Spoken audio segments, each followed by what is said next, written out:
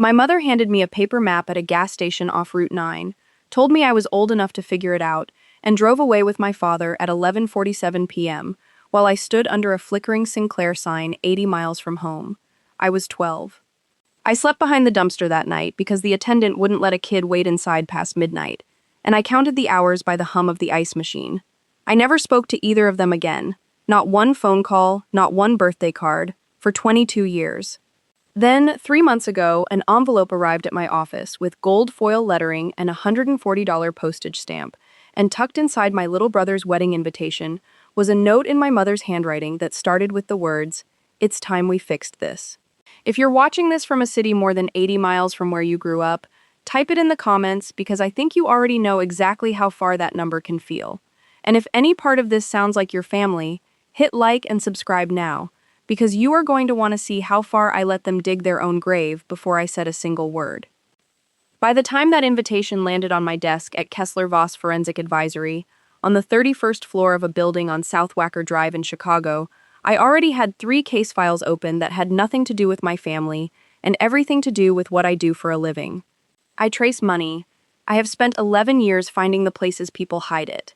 Shell accounts in Delaware, invoices that don't match shipments, charitable foundations that spend 40 cents of every donated dollar on the mission they claim, and 60 cents on things that mission was never supposed to touch. I'm good at it.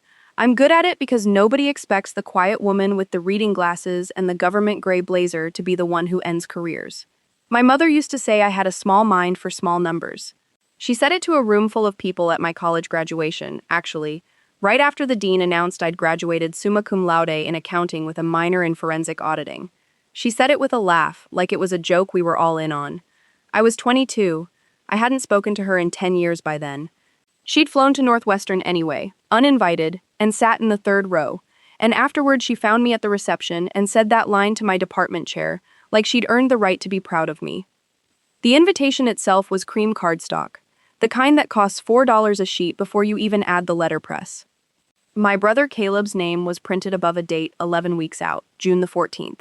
And the venue was the Ashcombe Country Club outside Winnetka, a place with a 2-year waiting list and an initiation fee, north of $60,000.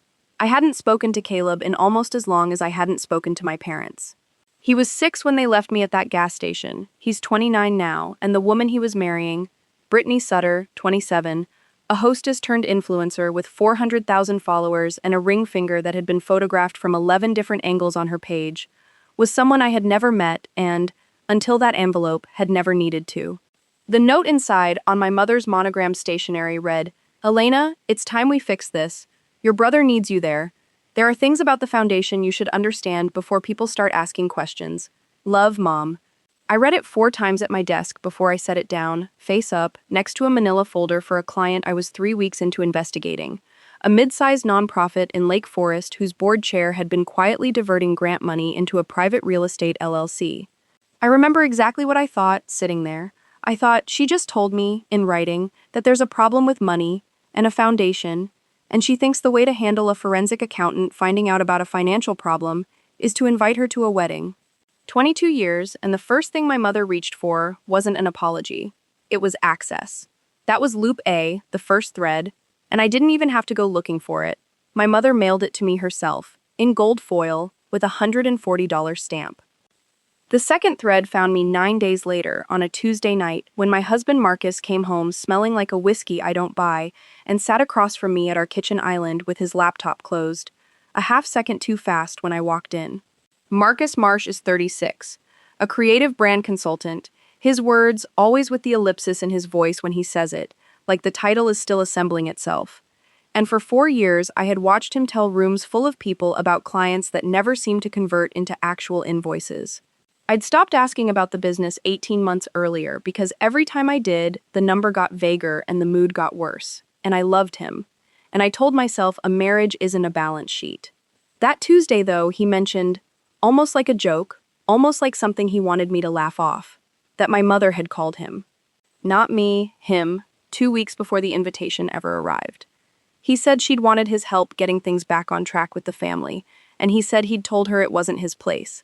And I believed him, because I had no reason yet not to.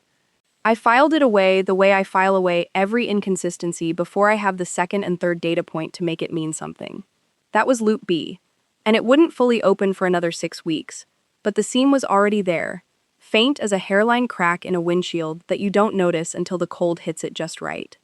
The third thread, the one that would decide how this all ended, started with a decision I made alone, at 11 o'clock at night, at my own kitchen table, 3 days after the invitation arrived. I didn't decide to forgive them. I didn't decide to go and smile and eat rubber chicken and let my mother introduce me to her country club friends as her brilliant daughter, like the last 22 years hadn't happened.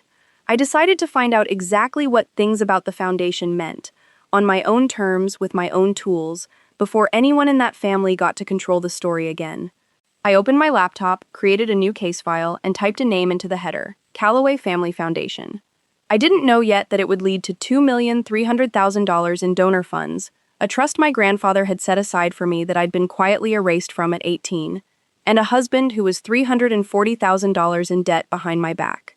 I just knew, in the particular, cold, clear way I know things in my professional life, that my mother had made a mistake. She had told a forensic accountant that there was something to find. To understand why a gas station in the middle of Illinois could still run my life at 34, you have to understand what our family actually was underneath what it looked like. My father, Richard Calloway, inherited a manufacturing supply company from his own father, a business that made steel fasteners for the automotive industry, and he ran it competently enough for 30 years to keep us in a 5-bedroom house in Winnetka with a lake view and a boat slip he used 4 times a summer. He is 64 now, silver-haired, permanently tanned from golf, and he has never in his life made a decision that wasn't first cleared through my mother. People who meet him think he's warm. He has a firm handshake and he remembers the names of waiters. What he actually is, underneath the tan and the handshake, is a man who long ago traded every hard choice in his household for the ability to spend his Saturdays on a golf course without being bothered. And my mother took that trade eagerly, because it gave her total control of everything that mattered. The money, the social calendar, the story of who we were. My mother, Diane Calloway, is 61, and if you looked her up, you would find her smiling in the society pages of the North Shore magazines, chairing luncheons, standing at podiums in front of step-and-repeat banners with the Calloway Family Foundation logo behind her, a stylized gold C wrapped around a torch, which she'd hired a branding agency to design 9 years ago for $18,000, a fact I would only learn much later, buried 3 layers deep in an invoice folder. She built that foundation in the year after my grandfather died, ostensibly to fund scholarships for first-generation college students in Cook County, and for the first 2 years, it more or less did that. I know this because I checked. I checked everything, eventually. But somewhere around year 3, the scholarship disbursements started shrinking while the galas got larger, and somewhere around year 5, administrative overhead, a line item that should sit around 15 to 20% for a healthy nonprofit, had ballooned past 60%, which is the kind of number that, in my line of work, doesn't get explained by inefficiency. It gets explained by someone paying themselves. I was the firstborn, and for the first 11 years of my life, before I understood what any of this meant, I was, by every account, the difficult one. Not because I broke rules, but because I asked questions. I remember being 9 years old and asking my mother at a dinner party why the caterer's invoice on the kitchen counter said $4,000 for 40 people, when the school fundraiser flyer taped to the fridge said the whole PTA event cost less than that for 300 kids. She laughed in front of her friends and told them I was going to be an auditor when I grow up. God help us. And everyone laughed too. And I remember the specific shame of being 12 and turning out to be exactly right, and nobody in that room ever apologizing for what they'd have called, back then, a joke. Caleb was born when I was 6, and from the moment he could walk, the entire architecture of the house rearranged itself around him. He wasn't spoiled in the cartoonish way people mean when they say that word. He wasn't handed cars or trust funds outright as a teenager. It was subtler and, I've come to believe, more damaging than that. He was excused. If he broke something, it was an accident. If I broke something, it was carelessness. If he failed a class, and he failed several, all the way through 2 different colleges he didn't finish, it was because the teacher didn't understand him. If I got a B+, my mother asked what happened. By the time he was 17, Caleb had internalized a single, load-bearing belief about himself that he has never once had reason to question. That things are supposed to work out for him, specifically, regardless of what he does or doesn't do to make them work out. That belief is the entire engine of who he became, and I want you to remember it, because every single thing he does for the rest of this story runs on that exact fuel. The gas station happened the summer I turned 12, on the drive back from my aunt's lake house in Wisconsin. I'd argued with my mother in the car. A stupid argument, the kind you'd forget in a week if what happened next hadn't made it permanent, about whether I could skip a family friend's engagement party to go to a classmate's birthday sleepover I'd been looking forward to for a month. My mother said no, I said quietly, that it wasn't fair that Caleb never had to go to things he didn't want to go to. She didn't answer. She just drove, jaw tight, for 40 more minutes, and then she pulled into a Sinclair station off Route 9, put the car in park, and told me to get out and cool off. I thought it was a 5-minute thing. I got out, she rolled down the window, told me I was old enough to figure out how to get myself home if I wanted to keep acting like this, and then she rolled the window back up, and my father, who had not said one single word this entire time, who never said one single word the entire time, pulled the car back onto the highway. I want to be precise about the parts that matter, because precision is the whole of my profession, and I'm not going to abandon it now, even telling my own story. It was 11:47 p.m., because I looked at the digital clock on the gas station sign right as they pulled away, and I have never once forgotten it. The attendant, a college-aged kid with a name tag that said Devin, let me use the bathroom and the payphone, but he told me around midnight that he couldn't have a kid loitering inside once his manager came by for the overnight count, liability reasons, and he genuinely looked sorry about it, sorrier than either of my parents ever did. I called our house 4 times over the next 2 hours. No one answered. I called my aunt in Wisconsin, who was already 2 hours away and half asleep, and she said she'd try to reach my mother and call me back, and she never did, because I found out 15 years later, at a funeral, in the kind of offhand comment that reorganizes your entire childhood, my mother had called her back first and told her I was being dramatic, and that it would do me good to sit with the consequences of my attitude for a while.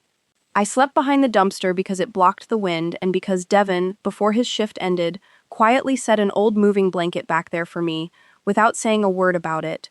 And I have thought about that blanket more times in my adult life than I have thought about almost anything my own parents ever did for me. They came back for me at 6:15 the next morning.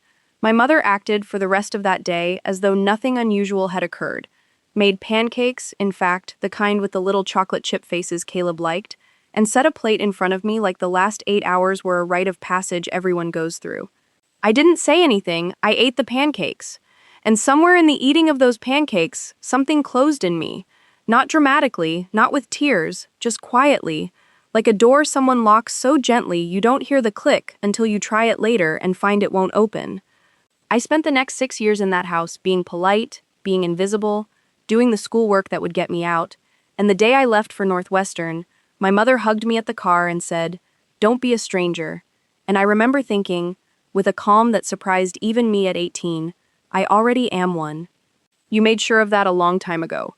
I called exactly twice after that. Once to tell them I'd graduated, once to tell them I was getting married, and both times my mother made the conversation about something else within 90 seconds. After the second call, I stopped. 22 years since the gas station. 12 years since I'd said a word to either of them.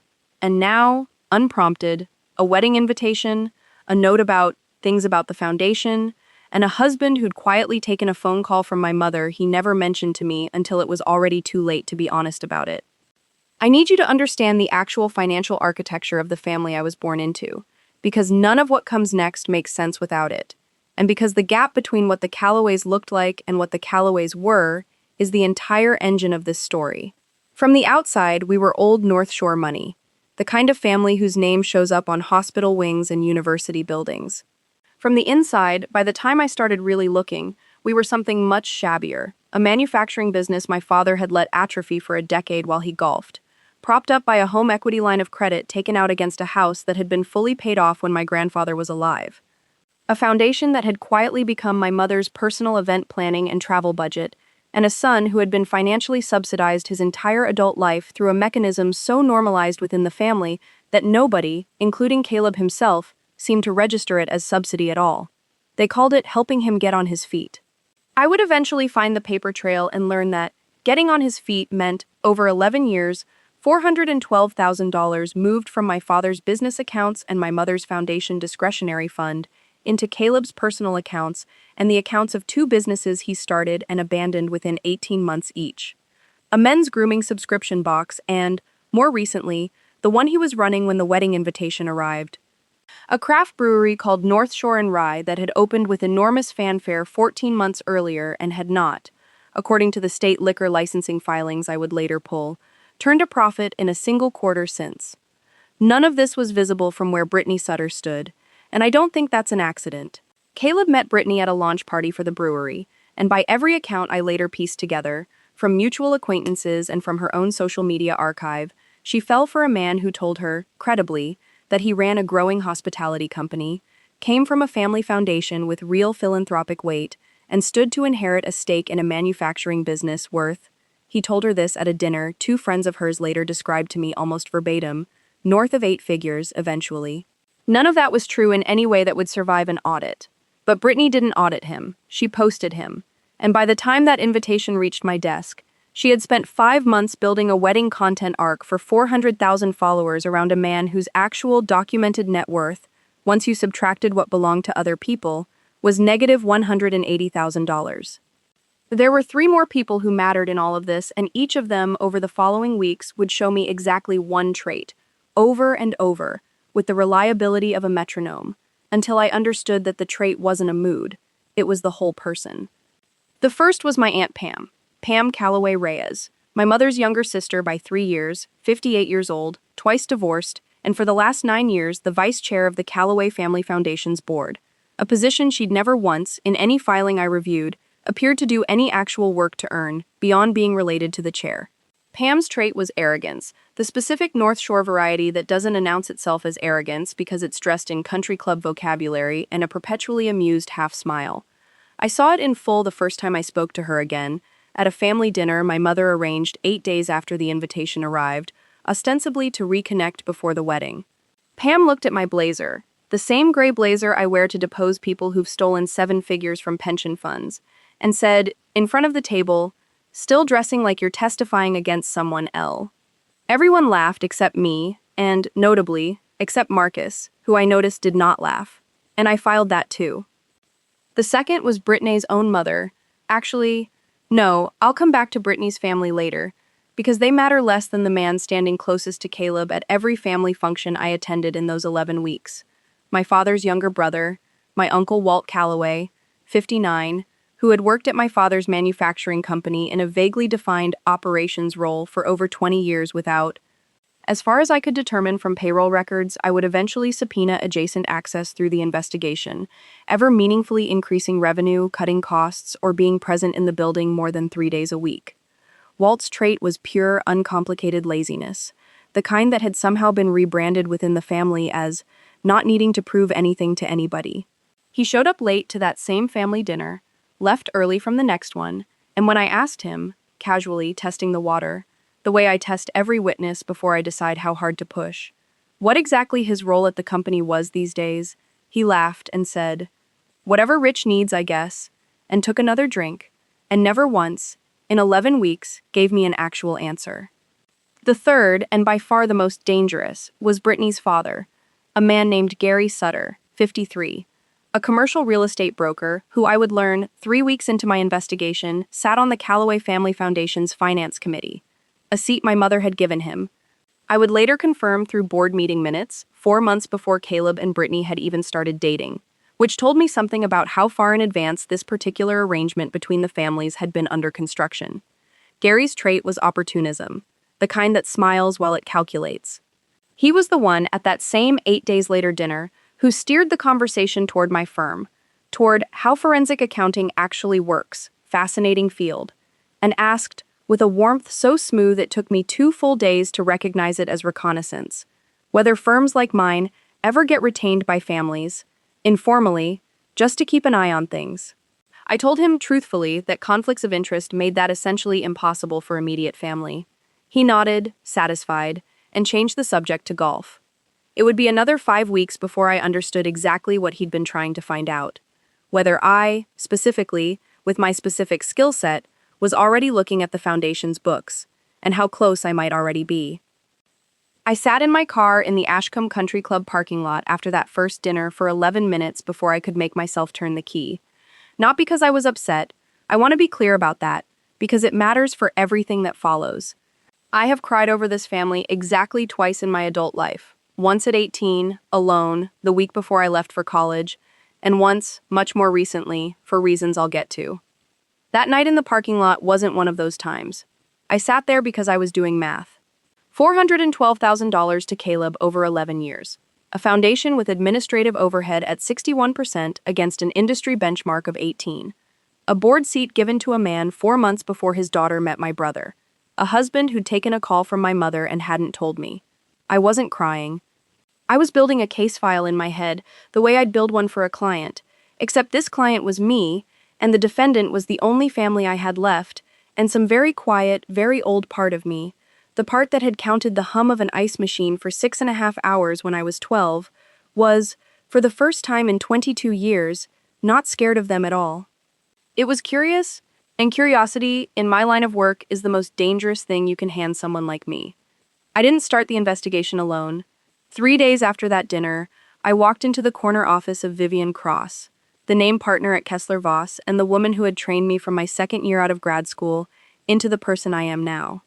Vivian is 55, silver blonde, 6 feet tall in the flat shoes she wears, specifically so opposing counsel underestimate her, right up until the moment she destroys them. And she has a standing rule in our firm that she will tell any associate, unprompted, at least once a year, the people who think forensic accounting is boring have never watched me end someone's freedom with a spreadsheet. She built her reputation prosecuting Ponzi schemes for the U.S. Attorney's Office for a decade before going private, and she still has a cell phone number for a special agent named Daniel Ochoa at the FBI's Chicago Field Office, Financial Crimes Division, who owes her, by her own count, 4 favors and 1 apology dinner. I told her everything: the gas station, the 22 years, the invitation, the note about the foundation. She listened without interrupting, which for Vivian is itself a form of respect, and when I finished, she said one sentence that I've carried with me since. "Elena, your mother just handed a forensic accountant a written confession that something's wrong and invited her to the scene of the crime. I would very much like to help you not waste that." We open the file the way I open every file: clean, methodical, documentable, because if this ever needed to survive a courtroom, or a subpoena, or simple public scrutiny, it had to be built the same way I'd build a case against a stranger. The Callaway Family Foundation, like every 501 Lux 3, was required to file a Form 990 with the IRS every year, and those forms are public record. I pulled 9 years of them the first night, cross-legged on my living room floor at 11 p.m., with Marcus asleep upstairs, and I want to describe what I found in the order I found it, because the order matters. It's how a case actually gets built. One incongruity leading to the next. Not in some dramatic single discovery, but in a slow accumulation of things that don't add up until the total weight of them becomes undeniable. The first thing I noticed was the administrative expense line. In year 1, the foundation reported total revenue of $610,000, mostly from a launch gala and a matching gift from my grandfather's estate, and it spent $81,000 on administration. 13%, healthy, respectable. By year 5, revenue had grown to just over $1 million annually, driven by an expanding gala circuit and a growing donor base my mother had genuinely, I'll give her this, worked hard to cultivate. But administrative expenses that year were $631,000, 63% of total revenue, and the scholarship disbursements, the entire stated purpose of the organization, had shrunk to $94,000, less than 9%. I sat with that number for a long time. $94,000 in a year the foundation raised over $1 million went to the first-generation college students it existed to serve. Everything else, I'd need weeks to fully trace where it actually went. But the 990's vague line items gave me the shape of it: event production, consulting services, travel and lodging, categories broad enough to hide almost anything. The second thing I found, 2 nights later, was a vendor name that appeared 11 times across 5 years of filings under event production. A company called Wren & Ash Creative paid a combined $308,000 for gala planning, design, and brand strategy consulting. I ran a basic corporate registry search, the kind any member of the public can do, nothing exotic yet, and found that Ren and Ash Creative had been registered in Illinois 5 years earlier by a registered agent whose business address matched a UPS store mailbox in Northbrook, and whose sole listed officer was a woman named Diane R. Calloway. My mother had been paying herself, through a shell vendor with a different name, out of the charity she chaired, and reporting it to the IRS as an arm's-length third-party expense. I remember exactly where I was when I confirmed it. My kitchen island, the same one Marcus had sat at with the too fast-closed laptop. And I remember that my hands were completely steady, because this is the part of my job I'm best at, the part where feeling has to wait its turn behind precision. I took a screenshot of the registry record, time-stamped it, saved it to an encrypted case folder, and made myself a cup of tea before I looked for the next thread. The next thread took longer, and it's the one that connected everything: the foundation, my brother, and the wedding itself. I pulled the foundation's grant disbursement records, which nonprofits of a certain size are required to make available on request to any board member or, with slightly more friction, through a donor records request, which Vivian helped me file through a longtime client of hers who sat, coincidentally and usefully, on the foundation's donor advisory list. Buried in a March disbursement 11 weeks before Caleb's wedding invitation ever reached my desk was a $140,000 payment to a vendor called Ashcombe Event Partners, categorized in the internal ledger, which Vivian's client was able to access as a donor exercising transparency rights, as Foundation Gala Deposit Q2. Ashcombe Event Partners is the in-house event company for the Ashcombe Country Club. The same club, the same date range, the same $140,000 that, when I later obtained a partial copy of the wedding's actual vendor contract, through a source I'll get to, matched almost exactly the deposit for Caleb and Brittany's wedding reception, down to the dollar. My mother had paid for my brother's wedding using money donated to fund scholarships for first-generation college students, and she had laundered the payment through her own foundation's gala budget to make it look, on paper, like an internal operating expense rather than a gift to her son. I want to pause here and tell you what it actually felt like to find that specific piece, because I think it's the moment where Loop A stopped being an abstraction and became something I was going to finish no matter what it cost. I have built cases against strangers who stole from cancer research charities, from veterans' funds, from the retirement accounts of factory workers who trusted the wrong pension administrator, and I have felt real anger doing that work. The clean, useful kind of anger that makes you better at your job, not worse. What I felt reading that $140,000 line item was different. It was the anger of a 12-year-old behind a dumpster, except now she was 34 and had a CPA license, a partner-level security clearance at a forensic accounting firm, and Vivian Cross's cell phone number for an FBI agent one text message away. My mother had told a room full of donors, retirees who gave $40 a year because they believed in the mission, a widow named Carol Yoon whose obituary-adjacent tribute page I found linked in one gala program, who had given $8,000 over 6 years in memory of her late husband, that their money built futures for kids who couldn't otherwise afford college. $94,000 1 year, $140,000 one wedding. I closed my laptop that night and sat in the dark kitchen for a long time, and this is the part I want you to remember, because it comes back later. I did not cry. I made a list. Vivian and I spent the next 4 weeks building what she calls the spine, the minimum set of facts, documented and independently verifiable, that would survive a defense attorney trying to explain it all away as accounting confusion. We tracked 7 years of vendor payments through Ren and Ash Creative, cross-referencing them against my mother's personal credit card statements, which I obtained legally because Vivian's client, as a donor, had standing to request an independent forensic review, a right written into the foundation's own bylaws that my mother, in her carelessness, had never bothered to have removed even after the fraud began. We found $41,000 in first-class airfare booked through the shell vendor and traced, through loyalty program metadata a junior associate at Kessler Voss recovered from a public breach database, directly to my mother's personal frequent flyer account. We found a $22,000 handbag purchase at a Michigan Avenue boutique, paid through the foundation's discretionary fund and categorized as donor appreciation gifts, that matched, item for item, a bag my mother had posted photos of on her own Facebook page 11 days after the purchase date. Small things. Individually deniable. Together, over $2,300,000 across 6 years, they were not deniable at all. And it was in week 3 of that process, cross-referencing an old family trust document Vivian had requested through a paralegal she trusted at the firm that had originally drafted my grandfather's estate plan, that I found the piece that had nothing to do with the foundation and everything to do with me. My grandfather, Walter Calloway Sr., the man Caleb's business, the failed men's grooming box, had actually been unofficially named after, which I only just now am putting together as I tell you this, had established a trust the year I was born, meant to split evenly between his two grandchildren once they turned 30. I was 34, I had never received a cent of it, and I had never asked because I hadn't spoken to anyone who could have told me it existed. The trust, according to the original 1992 documents, was worth $4.7 million at the time of my grandfather's death. According to an amended trust document filed 11 years ago, the year I turned 23, the year I was, notably, still not speaking to my parents and had no way of knowing any of this was happening, my mother, acting as trustee, had petitioned a probate court to modify the beneficiary structure, citing my estrangement from the family and lack of relationship with the decedent's living relatives as grounds for redirecting my full share to Caleb.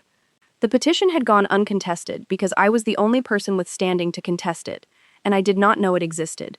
I sat with that for 3 full days before I told Vivian. Not because I doubted the math. Because I needed to understand, fully, sitting completely alone with it, that the woman who left me behind a dumpster at 12 had also, at 23, quietly and legally arranged for me to never see a cent of the one thing my grandfather, the one adult in that family who had ever, in my whole childhood, made me feel like I mattered without conditions attached, had specifically set aside for me. Vivian, when I finally showed her the amended trust, did something I had genuinely never seen her do in 11 years of working alongside her. She went quiet for almost a full minute, staring at the probate filing, before she said, "Elena, this isn't just fraud against donors anymore. Depending on how this modification was actually noticed, or wasn't, this might be fraud against you, personally, executed by your own mother while she held a fiduciary duty to protect your interest as a beneficiary." She explained what I already half knew from the periphery of my own training, but had never applied to myself. A trustee has a legal obligation to notify beneficiaries of material actions affecting their interest, including a petition to modify or divest a share. If my mother had filed that petition without properly notifying me, and a 34-year-old woman who'd never received so much as a certified letter about a $4.7 million trust modification was about as clean a case of improper notice as either of us had ever seen, then the modification itself might be voidable. Not might be a moral wrong, might be legally reversible in a way that could return roughly $2.35 million, half the original corpus plus accrued growth, to me directly, separate and apart from anything that happened with the foundation. I remember asking her, very carefully, whether I actually wanted that outcome, or whether I was more interested in exposure than restitution. She looked at me for a long moment and said, "Those aren't mutually exclusive, and don't you dare pretend they are, just because it's more comfortable to want only one." We brought in a forensic document examiner Vivian had used in 3 prior cases, a woman named Priya Nadkarni who specializes in probate fraud, and she found the piece that turned this from a strong civil case into something with criminal exposure. The original probate petition my mother filed 11 years earlier included, as an attached exhibit, a signed waiver, purportedly signed by me, acknowledging that I'd been notified of the proposed modification and had no objection. Priya compared the signature against 6 known exemplars of my actual signature from that period, including a lease I'd signed the same year, and her written analysis, which would later become Exhibit 14 in a filing neither of us could have predicted at the time, concluded with a confidence level she described in her report as consistent with forgery, not natural variation. My mother had forged my signature on a legal document to steal my inheritance and had done it 11 years before she ever wrote me a note about things about the foundation. I read Priya's report at my desk on a Thursday afternoon, and I remember, very specifically, that my first reaction was not rage. It was something closer to relief, the strange, cold relief of finally having outside, expert, unimpeachable confirmation of something I think some part of me had always known about my mother, ever since a Sinclair gas station off Route 9, that she would not stop at abandonment. She would take whatever else she could reach, too, and she would do it while smiling for the society pages. Vivian and I spent the better part of 2 more weeks building the connective tissue between the 3 streams of the investigation: the foundation's donor fraud, the trust modification and forged waiver, and the wedding payment that tied Caleb directly into at least the second scheme, since he had been the sole financial beneficiary of both my missing inheritance and the diverted gala funds. We built a timeline document, color-coded, that ran to 19 pages. We built a damages summary that put the foundation's misappropriated donor funds at $2,300,000 over 6 years, and the value of my improperly modified trust share, with reasonable growth assumptions Priya's colleague in valuation had run, at $2,350,000 as of that spring.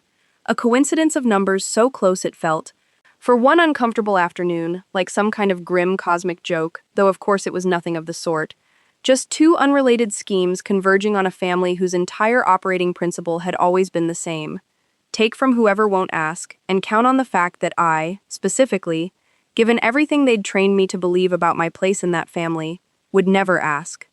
What none of them accounted for was that I'd spent 22 years becoming someone whose entire profession was asking, professionally, for a living, on behalf of strangers who'd trusted me with far less reason than my own grandfather had trusted them with his money. I made one more decision in that stretch of weeks that I want to walk you through, because it's the hinge the whole rest of this turns on.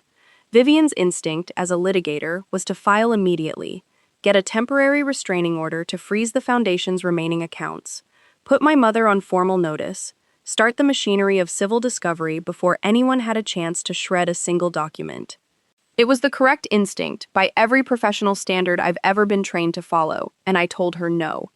Not because I doubted the strategy, because I understood something about this specific family, something Vivian, for all her brilliance, didn't have the personal history to know. If I moved first, if I gave them any warning at all, my mother would spend the next 11 weeks reframing the entire story before it ever reached daylight, reframing it to Caleb, to the donors, to the club, to whatever local reporter she'd cultivate a relationship with first, casting herself as a grieving mother whose estranged, resentful daughter was trying to destroy her brother's wedding out of some petty, decades-old grudge.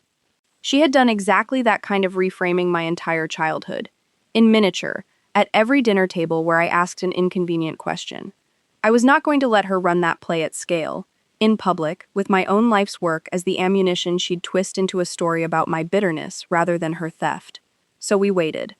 We built the case in silence, filed nothing, tipped no one off, and let the wedding, the same event she'd tried to use as bait to lure me back into range, become instead the exact moment and place where all 3 loops would close at once, in front of the 240 people she'd invited specifically to witness her own version of redemption.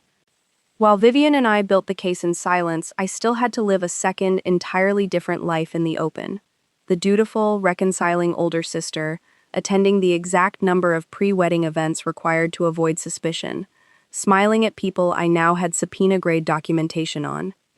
It is a specific, disorienting skill, sitting across a table from someone while knowing precisely how many dollars they've stolen and from whom, and I want to walk you through what that actually looked like, family member by family member, because the mask never slipped once, and neither, notably, did their behavior. Aunt Pam hosted a bridal shower for Brittany 6 weeks before the wedding, at her condo overlooking the lake, and I went because declining would have raised exactly the kind of questions I couldn't afford yet. Pam spent the first 20 minutes of that shower giving a tour of the condo to a cluster of Brittany's sorority sisters, narrating each renovation with the specific, performative modesty of someone who wants you to ask what it costs so she can tell you. The kitchen was a whole thing, she said, running a hand along a quartz island. 80, 85 with the backsplash. But you only renovate once, right? I stood near the crudité table doing arithmetic I hadn't asked to do. Pam's board seat on the foundation paid no salary, by its own bylaws, and her last 3 tax returns, which Vivian's associate had pulled as public divorce filing exhibits from Pam's second marriage dissolution 2 years earlier, showed a personal income that made an $85,000 kitchen renovation something that required explaining, and nobody in that room was asking her to explain it, because nobody in that room thought to ask Pam Calloway Reyes to explain anything. She caught me not participating in the oohing over a signature countertop and said, loudly enough for 4 other women to hear, "Elle's doing the math on it, aren't you, honey? Occupational hazard," and laughed, and everyone laughed with her, the exact same laugh from the exact same joke she'd made about my blazer 8 weeks earlier. Arrogance doesn't evolve. It just finds a new prop. Uncle Walt showed up to a men's golf outing Caleb organized 4 weeks before the wedding. An outing I attended not to golf, but because Marcus was invited and I wanted, by that point, eyes and ears in every room this family occupied. And I heard from Marcus afterward, unprompted, that Walt had spent most of the afternoon on his phone in the clubhouse bar rather than on the course, and that when my father had asked him, mildly, whether he'd handled a supplier issue at the plant that Walt had been assigned 2 weeks earlier, Walt had said, "It'll sort itself out, Rich, it always does," and ordered another drink. It always does. That was Walt's whole philosophy rendered in 5 words, and it had apparently worked for him for 20 years, propped up by a brother who'd rather absorb the cost of Walt's inertia than have the conversation required to end it. I filed it, the way I file everything, and moved on, because Walt, unlike Pam, and unlike Gary Sutter, wasn't actively doing anything to me. He was simply a permanent, low hum of dead weight the family had long ago decided was cheaper to carry than to address. And there's a version of every family, I've learned doing this work, that has at least one Walt in it. The person everyone quietly resents and nobody ever confronts, because confronting him would require confronting the person who protects him. Gary Sutter was the one who worried me. 4 weeks out from the wedding, he invited Marcus and me to a dinner at his club. A different club, his own, in the western suburbs. That I understood walking in was not really about getting to know the extended family before the wedding. It was reconnaissance again, dressed as hospitality, and this time he was more direct about it. Over the entree, he mentioned, with studied casualness, that he'd heard from Diane that the foundation was gearing up for an audit refresh, just standard governance stuff, and asked whether firms like mine typically got involved in friendly, informal reviews for organizations adjacent to the family, and whether, hypothetically, if such a review turned something up, the smart move would be to handle it quietly, internally, before it ever became a public embarrassment for everyone, including people who had nothing to do with it. I understood, by the time he finished that sentence, exactly what he was doing. He was feeling out whether I already knew, and if I did, he was offering me, on behalf of my mother, though he never said her name in connection with the offer, a trade. Silence, in exchange for whatever protection a $140,000 wedding deposit and a finance committee seat could buy him. I told him, evenly, that conflicts of interest meant I couldn't discuss any client or potential client matters, which was true and which told him nothing, and I watched something behind his eyes recalibrate. Not relief, calculation. Gary Sutter was not a man who believed a no comment meant nothing was there.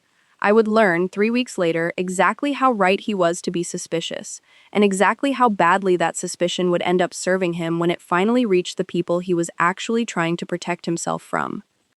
Caleb himself I saw 4 times in those 11 weeks, and each time, the entitlement was so consistent it stopped even registering as a personality trait to me and started registering as data, a pattern I could have plotted on a graph.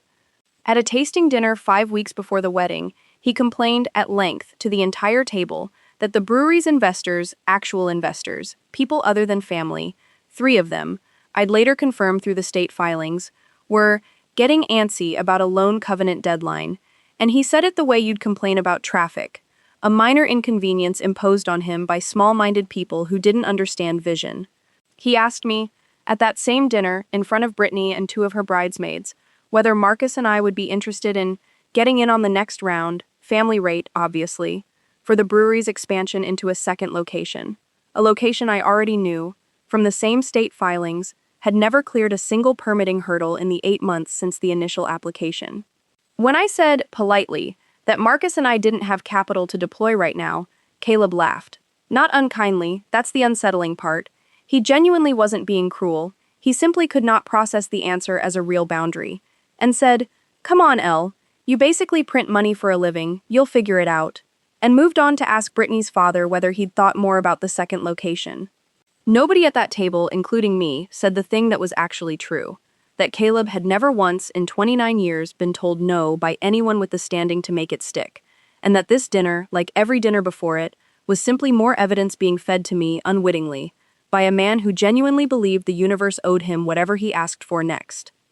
Marcus, through all of this, was the one relationship I couldn't reduce to a repeated trait and file away. Because Marcus was supposed to be on my side of the table, and the gap between where he was supposed to be standing and where he actually was kept getting narrower and harder to ignore. 6 weeks out from the wedding, I found on our shared cloud storage an account I'd set up years earlier for tax documents, an account he clearly didn't think I checked anymore, a folder labeled personal, inside which was a series of messages exported from an encrypted app I didn't recognize, between Marcus and a phone number saved as DC. I want to be honest about what I felt reading them, because the honesty matters more than the drama. I didn't feel shocked. Some part of me, since the Tuesday night whiskey and the too fast closed laptop, had been waiting for this specific confirmation the way you wait for a lab result on something you already suspect. The messages went back 4 months, a full month before the wedding invitation ever reached my desk. My mother had reached out to Marcus first, not to me, and the messages made clear why. She needed him to help manage Elena's reaction once the invitation arrived, to smooth the path back into the family, and this was the part that actually did make my hands go cold, reading it alone at midnight while Marcus slept upstairs, to let her know, discreetly, how things are going for you two financially, since I know it's been tight and there might be a way to help everyone at once. Marcus had written back 3 weeks before the invitation arrived. Things are tighter than L knows TBH. If there's a way to get some breathing room without her finding out how bad it is, I'm listening.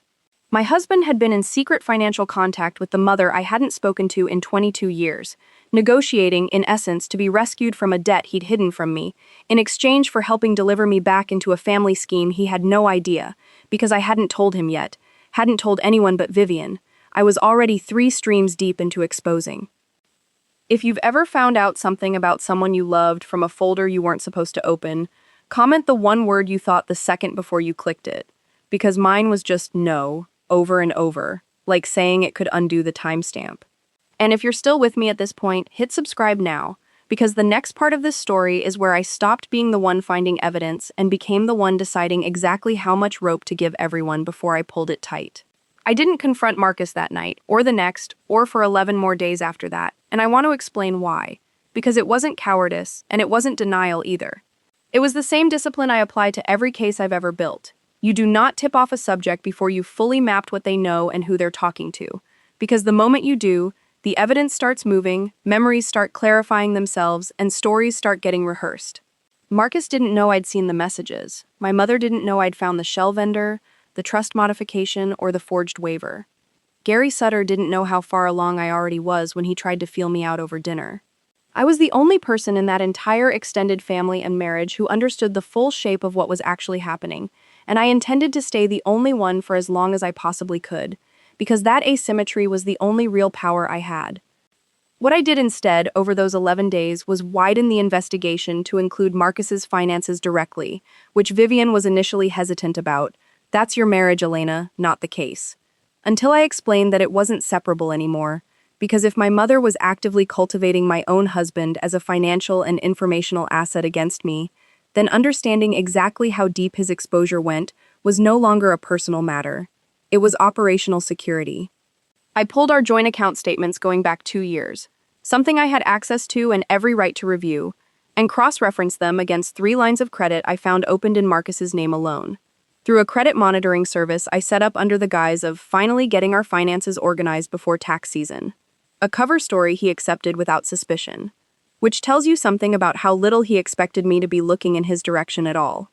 The 3 lines of credit totaled $340,000, opened over the preceding 2 years, almost entirely drawn down, servicing minimum payments that I could now see, in hindsight, explained a dozen small, previously unexplained withdrawals from our joint checking account that I'd noticed and, foolishly, let myself accept his vague explanations for client dinner, software subscription, helping a buddy out. He had been quietly bleeding our joint finances to service secret debt for 2 years, hiding the scale of his failing consulting business behind a marriage where I, of all people, the person literally trained to notice exactly this pattern in strangers, had extended him the one courtesy I extend nobody in my professional life, the benefit of the doubt, unverified. The messages with my mother made painful, precise sense once I had that full financial picture. Marcus wasn't malicious. I want to be fair to what I actually found, because precision matters even here, especially here. He was drowning, and my mother, who has spent her entire life reading exactly where a person's weakest point is and pressing on it with a smile, had found his weak point and offered him a way out that required only one thing from him: help deliver me back into range. Not betray me for money, not in some cartoonish sense.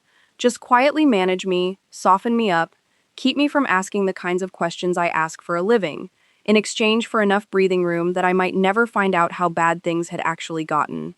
It didn't make it forgivable. It made it, in a strange and clarifying way, worse, because it told me that my own husband had looked at a moment of crisis in our marriage and decided the solution was to let my mother back into my life as a financial rescue plan, rather than tell me the truth and let me help him the way a partner is supposed to be allowed to. I confronted him on a Sunday morning, 7 weeks before the wedding, at our kitchen table, with the printed messages and the credit account summary laid out between us like exhibits, because that is, professionally and now personally, the only way I know how to have a conversation that matters. I did not raise my voice. I want to be honest that some part of me expected to, had braced for it, and instead found only that same cold, clear calm I'd felt reading Priya's forgery report. I asked him 3 questions, in order, the way I'd question any subject. How much debt, since when, and what exactly had he told my mother? He answered all 3. Eventually, haltingly, and somewhere in the middle of his answer to the second question, he started crying, and I remember watching him cry and feeling something that surprised me more than anything else in this entire story. Not softening, not yet, but a kind of grief for the marriage I'd thought I had. Sitting right alongside the clear-eyed recognition that grief and forgiveness are not the same transaction, and I was not prepared that morning to extend the second one just because I was fully capable of feeling the first. I told Marcus, that Sunday, 3 things, in the flat, itemized voice I use to deliver findings to clients who don't want to hear them. First, that I already knew about the foundation, the trust, and the forged waiver, and that he was now, whether he liked it or not, inside the perimeter of an active investigation, which meant anything he said to my mother from that point forward could compromise not just our marriage, but a case with real legal stakes for people other than the 2 of us. Second, that I was not leaving him that morning, but that I was also not pretending the debt or the secret contact hadn't happened, and that whatever came next between us would be decided after this was over, not folded into it as a bargaining chip for either of us.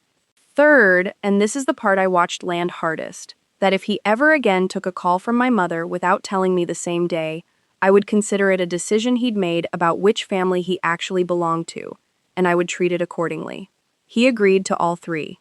He also, I noted, agreed to all 3 quickly, with the particular fluency of a man who is relieved to have been told exactly what the terms of forgiveness are, rather than having to sit with the discomfort of not knowing whether forgiveness was coming at all. And some new, quieter part of me noted that fluency, the same way I note an evasive answer in a deposition, not as proof of anything yet, but as a data point worth remembering. 2 weeks later, Marcus did something that told me exactly how much of that Sunday conversation he'd actually absorbed. He came to me, unprompted, with his phone already unlocked to a new message thread from my mother. Proof, I understood even as skepticism sat right alongside relief, that he was trying.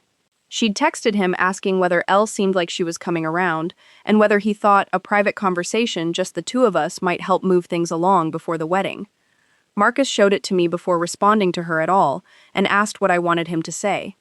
I told him exactly what to write, word for word, and watched him send it without alteration, that he thought a private conversation was a good idea, and that Saturday afternoon, 4 days before the wedding, at her house, would work. My mother had no idea, agreeing to that meeting, that she was walking into the only trap in this entire story that I built, specifically, deliberately, for her alone. That Saturday meeting is where Loop A found its final, formal turn, the moment the mechanism of authority I'd need for the climax was fully assembled.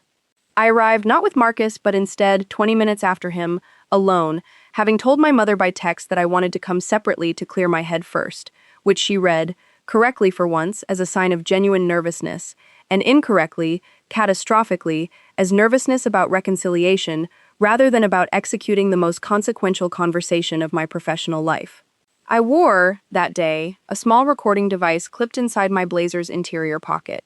Legal under Illinois' 2-party consent law only because I would separately obtain a court order permitting single-party recording under the fraud investigation exception Vivian had already begun laying groundwork for with a sympathetic judge. A process we'd started the week before specifically anticipating this exact opportunity. I sat across from my mother in the same sunroom where, 22 years earlier, she used to sit me down to explain why my attitude needed adjusting, and I asked her, calmly, conversationally, to walk me through how the foundation's gala budget worked, just out of curiosity, professional interest, and my mother, flattered, I think, genuinely flattered, to have her daughter finally asking about her life's work instead of judging it, talked for 26 minutes.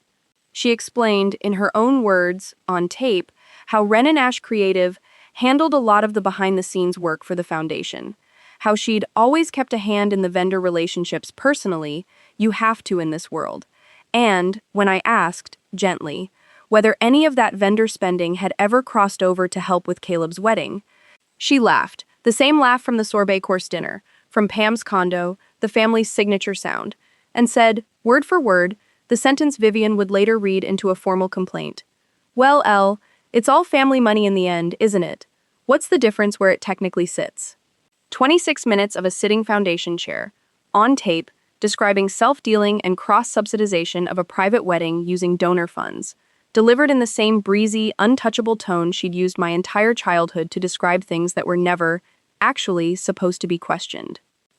I left that meeting, drove 4 blocks, pulled over, and called Vivian from the car.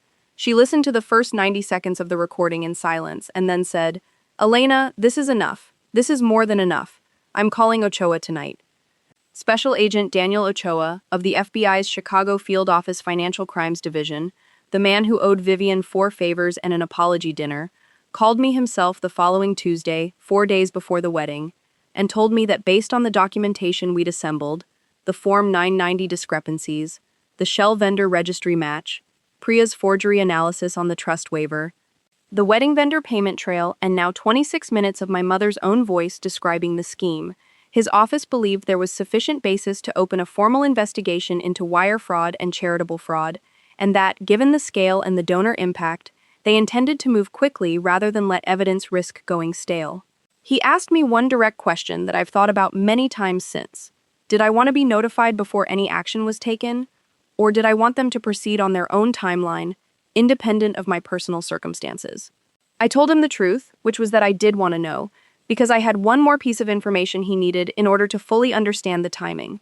My brother's wedding was in 4 days, at a venue directly connected to the fraud, in front of the exact donor community whose trust had been violated, including, I'd learned by then, 3 foundation board members and no fewer than 11 major donors on the guest list. Agent Ochoa was quiet for a moment, and then he said something I did not expect from a federal agent, something that told me he understood exactly what kind of justice this family actually needed to see. Ms. Marsh, we don't typically time an operation around a social event, but I'm not going to pretend I don't understand why you're telling me this, and I'm not going to pretend the venue and guest list you just described isn't relevant to preserving evidence before anyone has a chance to destroy it. Let's talk logistics. The 4 days between that phone call and the wedding were the strangest of my adult life, because I had to keep behaving, in every visible way, like a reconciling daughter preparing to attend her only brother's wedding, while privately coordinating with a federal agent about the precise choreography of when, exactly, 2 agents in plain clothes would identify themselves to my mother in front of 240 witnesses. Vivian and I met with Agent Ochoa and a second agent, a quieter man named Reyes, no relation to my aunt, a coincidence that felt almost unkind given everything else. On the Wednesday before the wedding, in a conference room at Kessler Voss with the blinds drawn, and we walked through the sequencing 3 times until everyone was satisfied it would hold up cleanly. The agents would not initiate contact during any part of the ceremony itself, would wait until the formal toasts had concluded during the reception, and would then approach my mother directly, identify themselves, and inform her she was being taken into custody on the charitable fraud counts, with the trust and wire fraud counts to follow through separate filings given the more complex jurisdictional questions around the probate matter. Ochoa was firm about one thing, and I respected him more for insisting on it than for almost anything else in this whole process. He would not let the arrest become a spectacle staged for my benefit or anyone else's. This isn't theater, Ms. Marsh, he told me. It's an arrest based on evidence. It happens to be occurring at a wedding because that's where the subject will be, not because we're building you a finale. I told him I understood, and I meant it, though I won't pretend some old, hurt 12-year-old part of me didn't privately think that if the truth simply happened to land at the exact moment and place my mother had chosen to stage her own reconciliation performance, I wasn't going to grieve the poetry of that timing. Brittany, in those same 4 days, was living an entirely different countdown, one I watched with a discomfort I hadn't expected to feel, because whatever else was true about her, the 400,000 followers, the 11-angle ring photos, the wedding built as much for an audience as for a marriage. She was also, underneath all of it, a 27-year-old woman about to marry a man whose entire financial identity had been constructed for her benefit, without her knowledge, by people who decided her heartbreak was an acceptable cost of doing business. I saw her twice in those final days, once at the rehearsal dinner, and once briefly at a spa appointment my mother had insisted the women of the family share the morning of the wedding, and both times I watched her perform a specific, brittle kind of happiness that I recognized, uncomfortably, from my own childhood. The happiness of someone working very hard to believe a story she has some quiet, unexamined suspicion isn't fully true. At the spa, unprompted, while a technician painted her toenails a shade called bridal blush, she turned to me and said, almost too casually, "Is it weird that I still don't totally know what your dad's company actually does?" Caleb always changes the subject. I told her, honestly, that Callaway Fasteners made automotive parts and had for 3 generations, which was true, and I did not tell her the rest, because it was not my information to give her before the moment I'd already decided, 4 days earlier on that phone call with Ochoa, was coming regardless of anything I said or didn't say in a nail salon. Gary Sutter made one more move in those final days, and it was the move that told me, more clearly than anything else, exactly how much he already suspected. 2 nights before the wedding, he called Marcus directly. Not me, Marcus, continuing the family's apparent strategy of always approaching the perceived weaker link, and asked, according to what Marcus told me the moment he hung up, unprompted this time, immediately, no 11-day delay, whether Elena's firm had any active engagements that might overlap with the foundation, phrased. Marcus said, like he already knew the answer and just wanted to see if I'd lie. Marcus told him, truthfully, that he didn't discuss my client work and didn't know anything about active engagements, which was itself true, since I deliberately kept the granular details of the federal coordination from him for exactly this reason. Not distrust, precisely, but the same operational discipline I'd apply to any case with this many moving parts and this much on the line. I thanked Marcus for telling me immediately, and I meant it, and I noted, with the same forensic distance I apply to everything, that this was the first real test of the 3 conditions I'd laid out at that kitchen table 7 weeks earlier, and he had passed it cleanly. It didn't undo $340,000 in hidden debt or 4 months of secret contact with my mother, but it was, I allowed myself to think, a beginning, if there was going to be one at all. The morning of the wedding, I woke at 5:40, an hour before my alarm, and lay in the dark next to Marcus for a long time before either of us said anything. I thought about the gas station. I do not think about it often in the ordinary run of my days. I've built a life, deliberately, that doesn't require thinking about it. A marriage, a career, a version of myself that Devin with the moving blanket would probably be glad to know made it out fine. But that morning, lying in the dark with a federal arrest scheduled for that afternoon at a venue 81 miles, I'd later idly calculate, almost exactly the same distance as that gas station had been from our old house. I thought about it with total clarity. Every detail. The hum of the ice machine, the specific navy blue of the moving blanket, my mother's window going up before the car pulled away. I did not feel afraid that morning. I felt, for the first time in 22 years, entirely certain that the version of the story where she gets to decide when it ends was finally, formally, over. I got up, showered, put on a pale green dress I'd chosen weeks earlier with a very specific practical requirement in mind. No interior pockets visible, nothing that would draw a second glance from anyone, including 2 federal agents I'd meet again in a few hours dressed, per Ochoa's instructions, in plain business attire, indistinguishable from any other guest. And I drove to the Ashcombe Country Club at 11 in the morning. 4 hours before the ceremony, carrying nothing but a small clutch and, inside it, a single folded printout of Priya's forgery report, which I had absolutely no professional or legal reason to bring with me that day, and which I brought anyway, because some things you carry not for evidence but for yourself. The ceremony itself I will describe briefly, because it matters less than what came after, but I want you to have the texture of it, because contrast is the whole architecture of what happened next. The Ashcombe Country Club's great lawn had been transformed into rows of white folding chairs facing a wrought iron arch dripping in white peonies and eucalyptus, that a coordinator later mentioned, within my hearing, had cost $11,000 on its own. 240 guests, exactly the number the final vendor contract had specified, sat in the early June sun while a string quartet played something classical I didn't recognize, and Caleb stood at the altar in a tuxedo that fit him the way expensive things fit people who've never had to earn them. Perfectly, unremarkably, like it was simply owed to him. Brittany walked down the aisle on Gary Sutter's arm in a dress that had been the subject of 4 separate posts to her 400,000 followers, and I watched my mother, seated in the front row in a blush pink Chanel suit, dab at the corner of one eye with a monogrammed handkerchief at exactly the moment the officiant said, "Who gives this woman?" And I thought, watching her perform an emotion I had never once seen her genuinely feel toward me in 34 years, that I was looking at the single most accomplished actress I would ever personally know, and that in a few hours, for the first time, she was going to have to play a scene she hadn't written.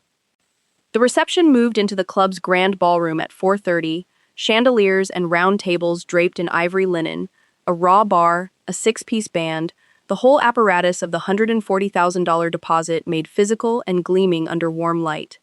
I sat at a table with Marcus, close enough to the head table to see everything, far enough that I wasn't in the direct line of my mother's performance.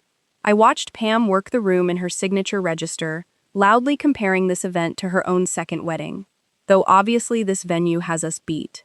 I watched Walt disappear toward the bar within 4 minutes of sitting down and not meaningfully reappear for the next hour. I watched Gary Sutter move between tables with the fluid, calculating warmth of a man closing several deals at once, stopping twice near my table just a beat too long, watching my face for something he clearly still hadn't found. And I watched my mother, radiant, working the room like the chairwoman of the evening she believed herself to be, accepting compliments on the flowers, on the band, on bringing the family back together, gesturing once, across the room, toward me, to a cluster of foundation donors I recognized by name from Priya's report, including, unmistakably, a small, silver-haired woman I was almost certain was Carol Yoon, the widow who'd given $8,000 over 6 years in memory of her husband, seated at a table near the dance floor in a modest navy dress among women wearing considerably more expensive ones, smiling at my mother with an unguarded warmth that made something in my chest tighten in a way none of the last 11 weeks of forensic distance had prepared me for. The toast began around 6:15. Gary Sutter went first, as father of the bride, warm and polished and forgettable in the specific way rehearsed toasts always are. Then my father stood, gave 4 sentences about how proud he was, said almost nothing else, and sat back down, which was, I realized watching him, the single most honest moment he'd have all evening, because it was the one moment he wasn't performing anything beyond his usual absence. Then my mother rose, tapped her glass, and gave a toast that ran nearly 6 minutes, and I want to transcribe the part of it that mattered, because it is the exact sentence that would come back to her, inverted, within the next 11 minutes. She spoke about family, about legacy, about what it means to build something and watch it carry forward to the next generation. And then she said, looking directly at me across the room, her voice catching with what I now recognize, having heard the tape of her 26 unguarded minutes in that sunroom, as her single most practiced skill, and I want to say, to my daughter Elena, who's here with us today after too long apart, that family isn't about what happened in the past. It's about choosing, every day, what kind of people we're going to be to each other going forward. It's all family in the end. What's the difference where it technically sits? Cullig. The room applauded. Several people looked at me, smiling, misty-eyed, believing they were witnessing a genuine reconciliation. I did not smile. I stood up, glass still in hand, and I said, clearly, into a room that had not expected me to speak at all, I'd actually like to say something too, if that's all right. And I watched my mother's face do something I had never once seen it do in 34 years. Hesitate. I did not raise my voice. I want you to understand that, because it matters. Everything I said in the next 4 minutes, I said in the same flat, precise, professional register I used to deliver findings in a deposition.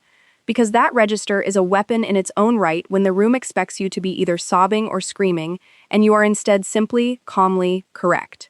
I said that my mother was right about one thing, that it's all family money in the end.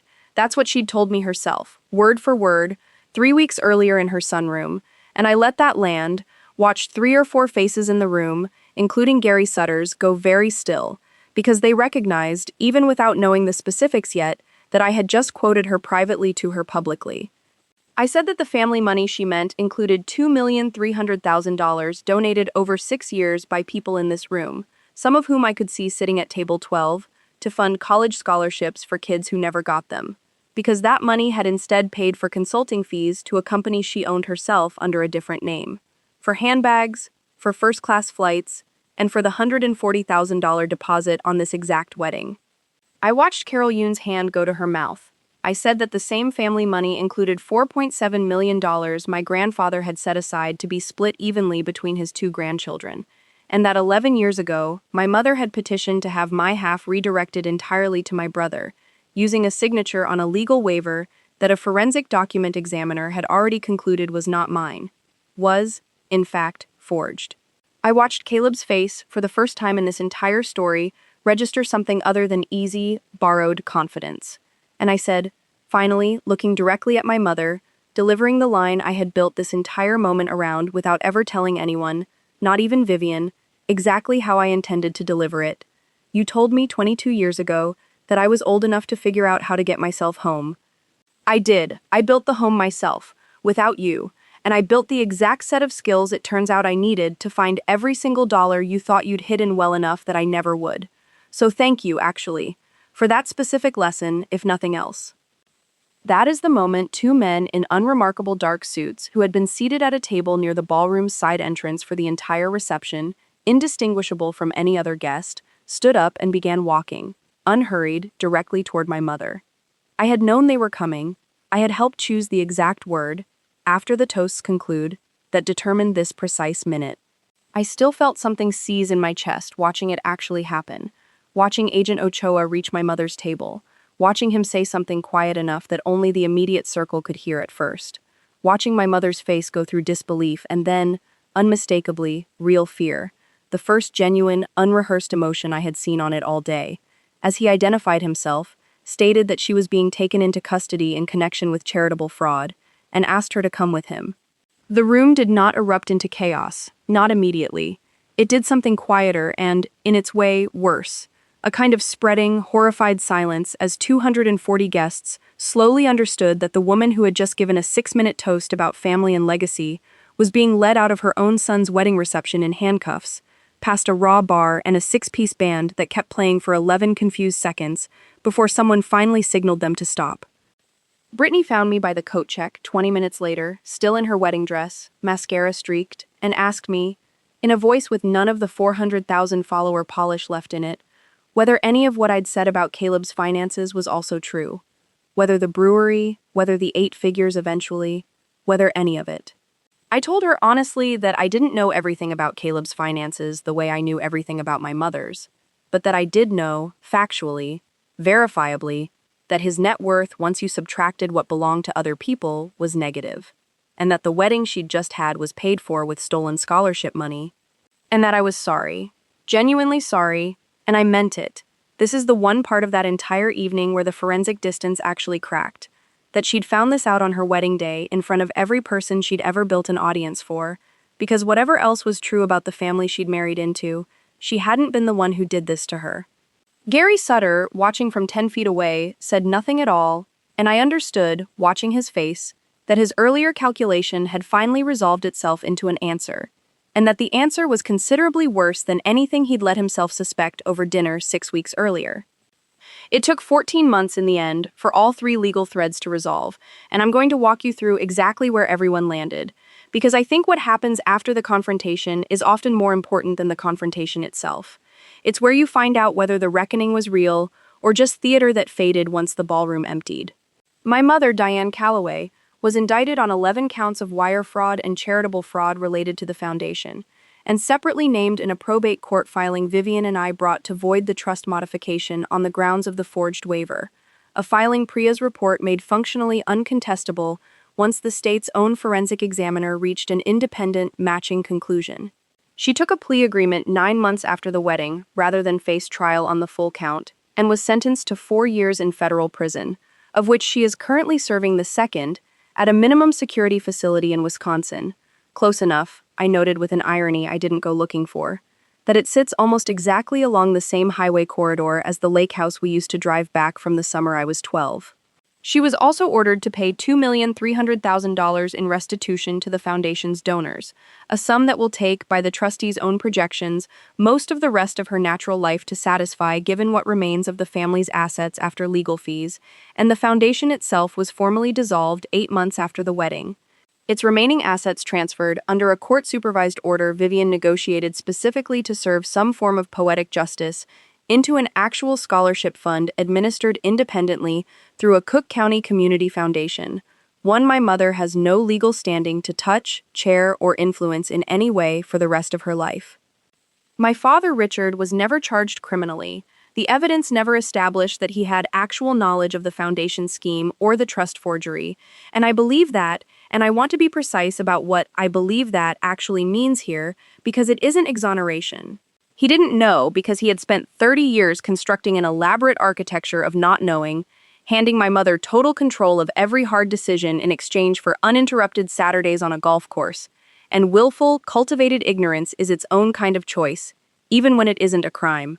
The manufacturing company, which had been quietly propped up by that same home equity line of credit for years, could not survive the reputational damage of its owner's wife's federal conviction, combined with the departure of 2 major clients who'd read about the case in the Tribune, and Callaway Fasteners was sold 11 months after the wedding to a private equity firm for a fraction of what it would have been worth a decade earlier. Before Walt's 20 years of "it'll sort itself out," and my father's decade of absent oversight had quietly eroded it from the inside. My father lives now in a condominium in Winnetka, considerably smaller than the house with the lake view, and works 3 days a week as a greeter and part-time inventory clerk at the very manufacturing plant he used to own, for the new ownership group, a fact I learned not from him, we have not spoken since the wedding, but from Walt, who called me, unprompted, 8 months after everything happened, in what I can only describe as an attempt to see whether I'd help smooth things over for his brother, and who I told, calmly, that I would not, and that I hoped he understood, finally, after everything, that some things really do not just sort themselves out. Walt himself lost his position at the company within the same restructuring that dissolved my father's ownership. The new private equity owners conducted an operational audit within their first quarter, the kind of review my family had apparently never once subjected itself to in 20 years. And Walt's role, unable to demonstrate any measurable contribution to revenue, cost management, or operations, was eliminated in the first round of cuts. He is 59, was never vested in a meaningful retirement plan because his salary, drawn from a company he had no equity stake in, had never funded one beyond the legal minimum, and as far as I know from the one call he made me, he is currently doing something in commercial vehicle sales, a job title that changes slightly every time a mutual family contact mentions it to me secondhand, which feels, in its own way, exactly consistent with the man.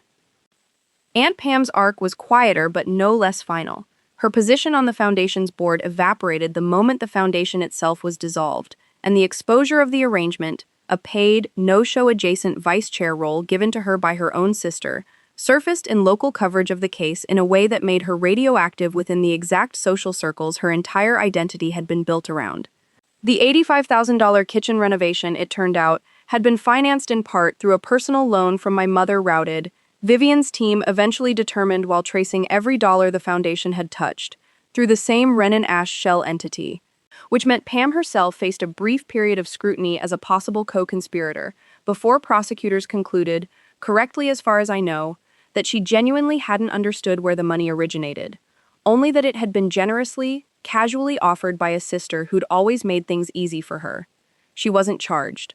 She was, however, quietly removed from 3 other charitable boards across the North Shore within 6 months, boards that had never audited her financial literacy, but had suddenly discovered a great deal of interest in governance best practices, and the last I heard, secondhand, through a cousin neither of us is close to, she'd moved to a smaller condo and stopped attending the specific circuit of luncheons where, for 9 years, she'd built an entire identity around being Diane Calloway's sister. Caleb's collapse was the most complete, and I say that without satisfaction because watching it happen was, even after everything, genuinely difficult in ways I hadn't fully anticipated. North Shore and Rise, 3 outside investors, learning within days of the wedding that the family backing Caleb had repeatedly cited in investor meetings. The manufacturing wealth, The foundation's philanthropic credibility, the implied eight-figure inheritance, had never existed in any form that could actually support the business, called their loan covenants immediately, and the brewery filed for bankruptcy within 6 weeks, listing debts of just over $1.1 million against assets that, once auctioned, recovered less than a third of that. Brittany filed for annulment 4 months after the wedding, on grounds that included, according to the petition Vivian's associate obtained as a matter of public record, fraudulent misrepresentation of financial status prior to marriage, a phrase that essentially formalized, in a courtroom, exactly what I'd said to her by the coat check that same evening. Caleb, 29 years old, who had never in his life been told no by anyone with the standing to make it stick, is currently, as far as I know from the same secondhand cousin network, living in a one-bedroom apartment in a suburb considerably less prestigious than Winnetka, working a sales role he did not choose so much as accept. And I understand, though I have not spoken to him directly since that ballroom, that he has told at least 2 mutual acquaintances that I destroyed the family out of jealousy, which I mention not because it wounds me, but because it tells you, with perfect clarity, that the load-bearing belief I described earlier, that things are supposed to work out for him regardless of what he does, survived every single consequence that followed it, fully intact, which may be the truest, saddest thing in this whole story. Gary Sutter's exposure never rose to criminal liability. His finance committee seat, it turned out, had given him access to information but no documented role in the actual scheme, and the investigators concluded, based on the evidence available, that his conduct amounted to willful blindness rather than participation, the same phrase, coincidentally, that applied to my father.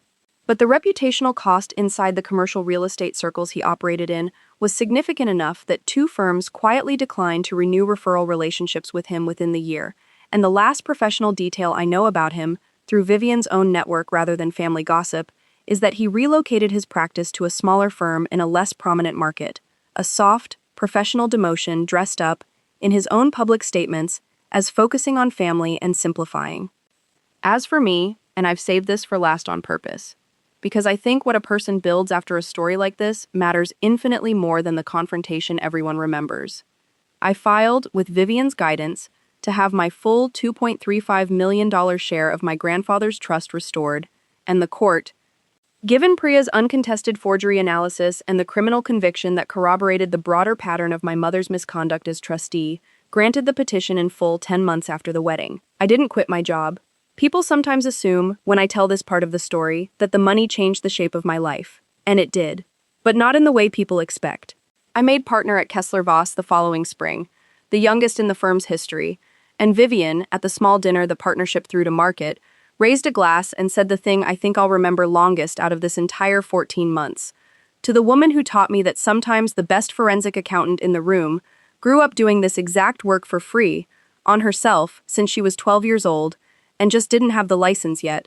I used a portion of the restored trust to establish a small, independently audited scholarship fund of my own, not attached to the Callaway name, not photographed at galas, funding 4 first-generation students a year at a state school in downstate Illinois, quietly, with no foundation logo and no step-and-repeat banner, because I learned, watching my mother for 34 years, exactly what philanthropy is supposed to look like when the point is the students and not the chairwoman. Marcus and I are still married. I want to be honest that this wasn't automatic or easy, and I'm not going to pretend the 7 weeks between that Sunday kitchen table conversation and the wedding fixed everything on their own. We spent 8 months in counseling, real counseling, not the kind either of us performed for each other's benefit, and he restructured his consulting business, smaller, more honest about its actual client base, no longer requiring a mythology to sustain it. With help I offered not as rescue, but as the kind of partnership he should have trusted me enough to ask for 2 years earlier, before $340,000 in silence nearly cost us everything. He has not taken another call from my mother, obviously, given her current address, but more importantly, in the 14 months since, he has told me about every single uncomfortable conversation the rest of my extended family has attempted to have with him, the same day it happens, without exception, and I've come to believe that trust, once it's actually been rebuilt rather than simply reasserted, looks exactly like that. Small, boring, consistent honesty, repeated so many times it stops being remarkable and starts just being the marriage. I think about the gas station less than I used to, which surprised me, because I'd assumed for 22 years that the only way to stop thinking about it would be an apology I was never going to get. And I never did get one. Not from my mother, who to this day maintains, in the one letter she sent me from Wisconsin that I read once and did not answer, that I chose to weaponize a private family matter rather than come to her directly, and not from my father, who has never once, in 14 months, initiated contact of any kind. I used to think closure required them to finally say the thing I'd waited 22 years to hear. It turns out closure just required me to stop waiting for it, and to notice, one ordinary Tuesday about 6 months after the wedding, driving home from the office past a gas station that looked nothing at all like that Sinclair off Route 9, and yet still, for one full second, made my chest go tight the way it always had. That the tightness passed, that time, faster than it ever had before, and that I made it the rest of the way home without needing anyone's permission to arrive. If there's one thing I'd want you to take from all of this, it's this.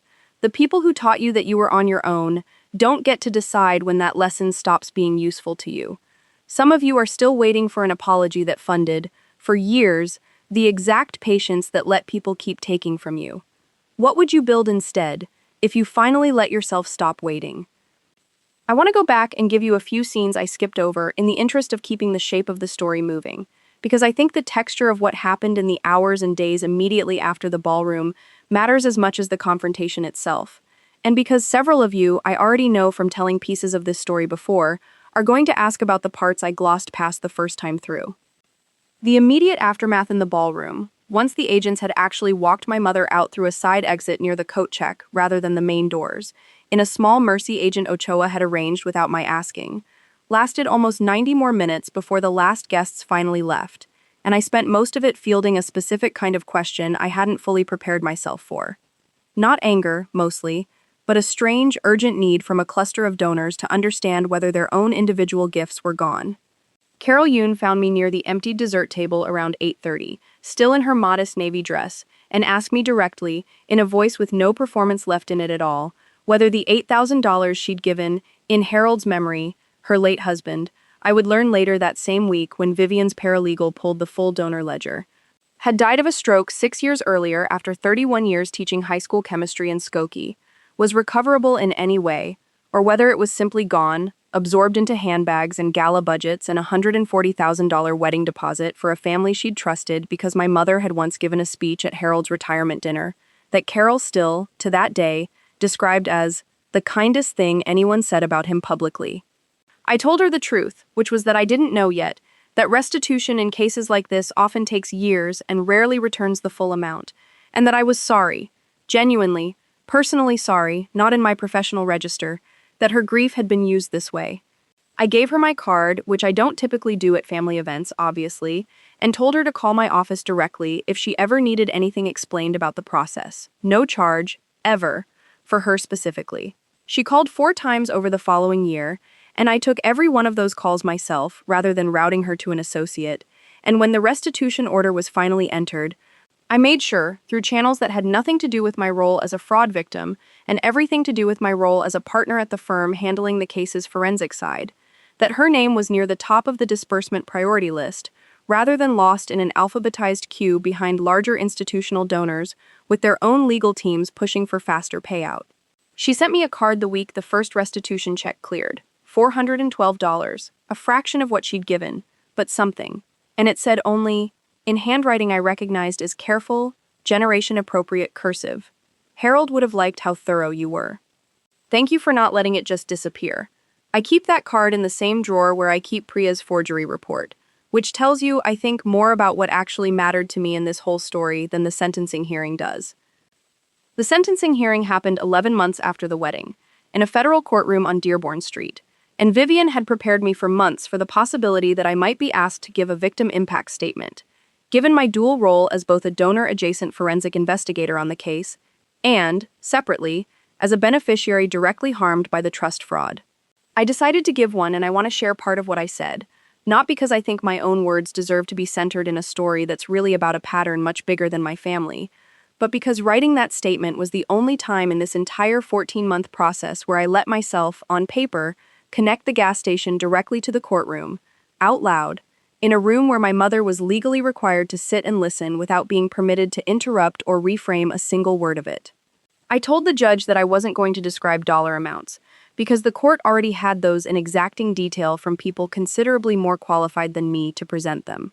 I said instead that I wanted the record to reflect one thing: that the defendant's pattern of taking what wasn't offered and calling it family, of abandoning what became inconvenient and calling it a lesson, had a documented history that long predated the Foundation's first filing, that I had personally experienced it at 12 years old, alone, behind a dumpster at a gas station 80 miles from home, and that everything the court had heard about donor funds and forged waivers was, to me, simply the same pattern finally showing up somewhere with a paper trail attached, in a jurisdiction with the authority to actually respond to it. My mother did not look at me while I read it. She looked at the table in front of her, hands folded, and I remember thinking, watching her not look up, that it was the first time in my entire life I had said something to her that she couldn't perform her way out of, couldn't laugh off in front of a room, couldn't reframe into a story about my attitude, because the room, this time, belonged to a federal judge, and the only story that mattered in it was the one that could survive cross-examination. I promised myself, going into that 14-month process, that I would document not just what the family did, but what the investigation itself actually required. Because I think there's a version of this story people want that makes forensic accounting look like a montage, 3 nights of laptop screens and a triumphant reveal. And I want to be honest that it was slower and more tedious than that, in ways that matter to understanding why justice like this so rarely happens for people who don't have a Vivian Cross willing to work the case for a fraction of her normal billing rate, or a firm with the resources to fund a document examiner, an evaluation specialist, and eventually, informally, help coordinate with a federal agency. Priya Nadkarni's forgery analysis alone took 6 weeks of methodical comparison. Pressure points, letter formation, baseline consistency, a process she walked me through once in detail that involved measuring the specific angle of the ascender on the letter E in Elena across 6 exemplar signatures, and finding a 7-degree deviation in the disputed waiver that, she explained, was well outside the natural variation range any single person's handwriting produces, even under different conditions. Different pens, different surfaces. The forensic accounting itself, the Form 990 analysis and the vendor cross-referencing, involved building a custom spreadsheet model that eventually ran to over 4,000 individual line items, each one hand-verified against source documentation before it went into the final case file. Because Vivian's standing rule, the same one she drilled into me as a second-year associate 11 years earlier, is that a single, unverified data point in an otherwise airtight case is exactly the kind of thing opposing counsel finds first and uses to try to unravel everything else. I mention all of this not to pad the story with process for its own sake, but because I think the actual lesson of how I got my life back isn't really about the 4 minutes I spoke in that ballroom. It's about the 11 weeks of unglamorous, unrewarded, methodical work that came before it. The same kind of work nobody claps for, the same kind of work a 12-year-old girl behind a dumpster had no idea she was training herself, unknowingly, to eventually need. I never told you how I met Vivian Cross, and I think it matters, because the entire spine of this story rests on the fact that I had, by the time that invitation arrived, spent 11 years being trained by someone who had already lived a version of what I was about to do, and I want to give you that thread properly, rather than let her exist in this story as a convenient ally who simply appeared with a Rolodex and an FBI contact. I met Vivian the summer after I finished my master's in forensic accounting at Northwestern, in an interview for an entry-level analyst position at what was then a much smaller firm. 11 people, a single floor in a building on LaSalle Street, nothing like the 31st floor operation Kessler Voss is today. She asked me, in that first interview, not about my GPA or my technical skills, both of which were already on the resume in front of her, but a single question I've thought about many times since. Tell me about a time someone with more power than you decided the truth was inconvenient, and what you did about it.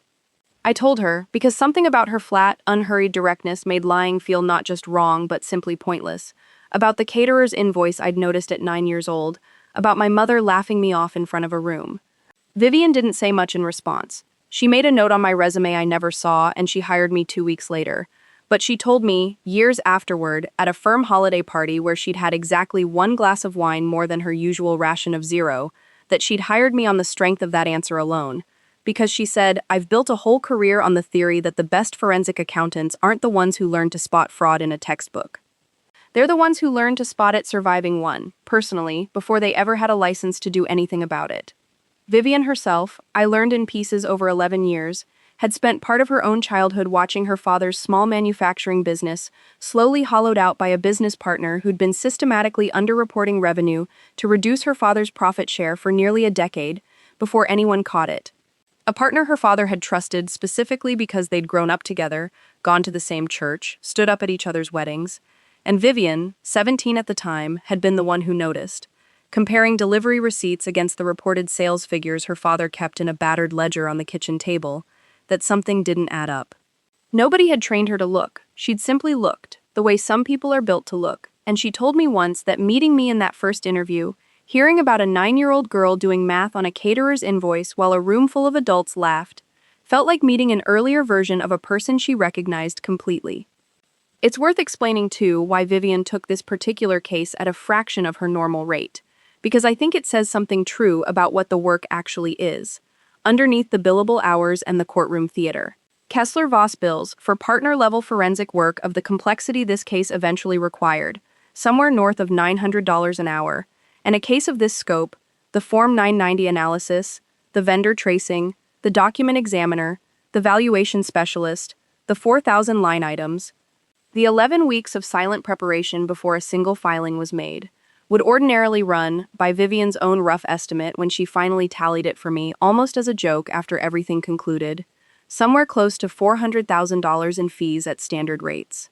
She billed me, in total, across the entire 14-month engagement, $11,000, essentially a nominal administrative rate meant only to preserve the formal attorney-client and engagement structure that protected the work product from being discoverable by the other side.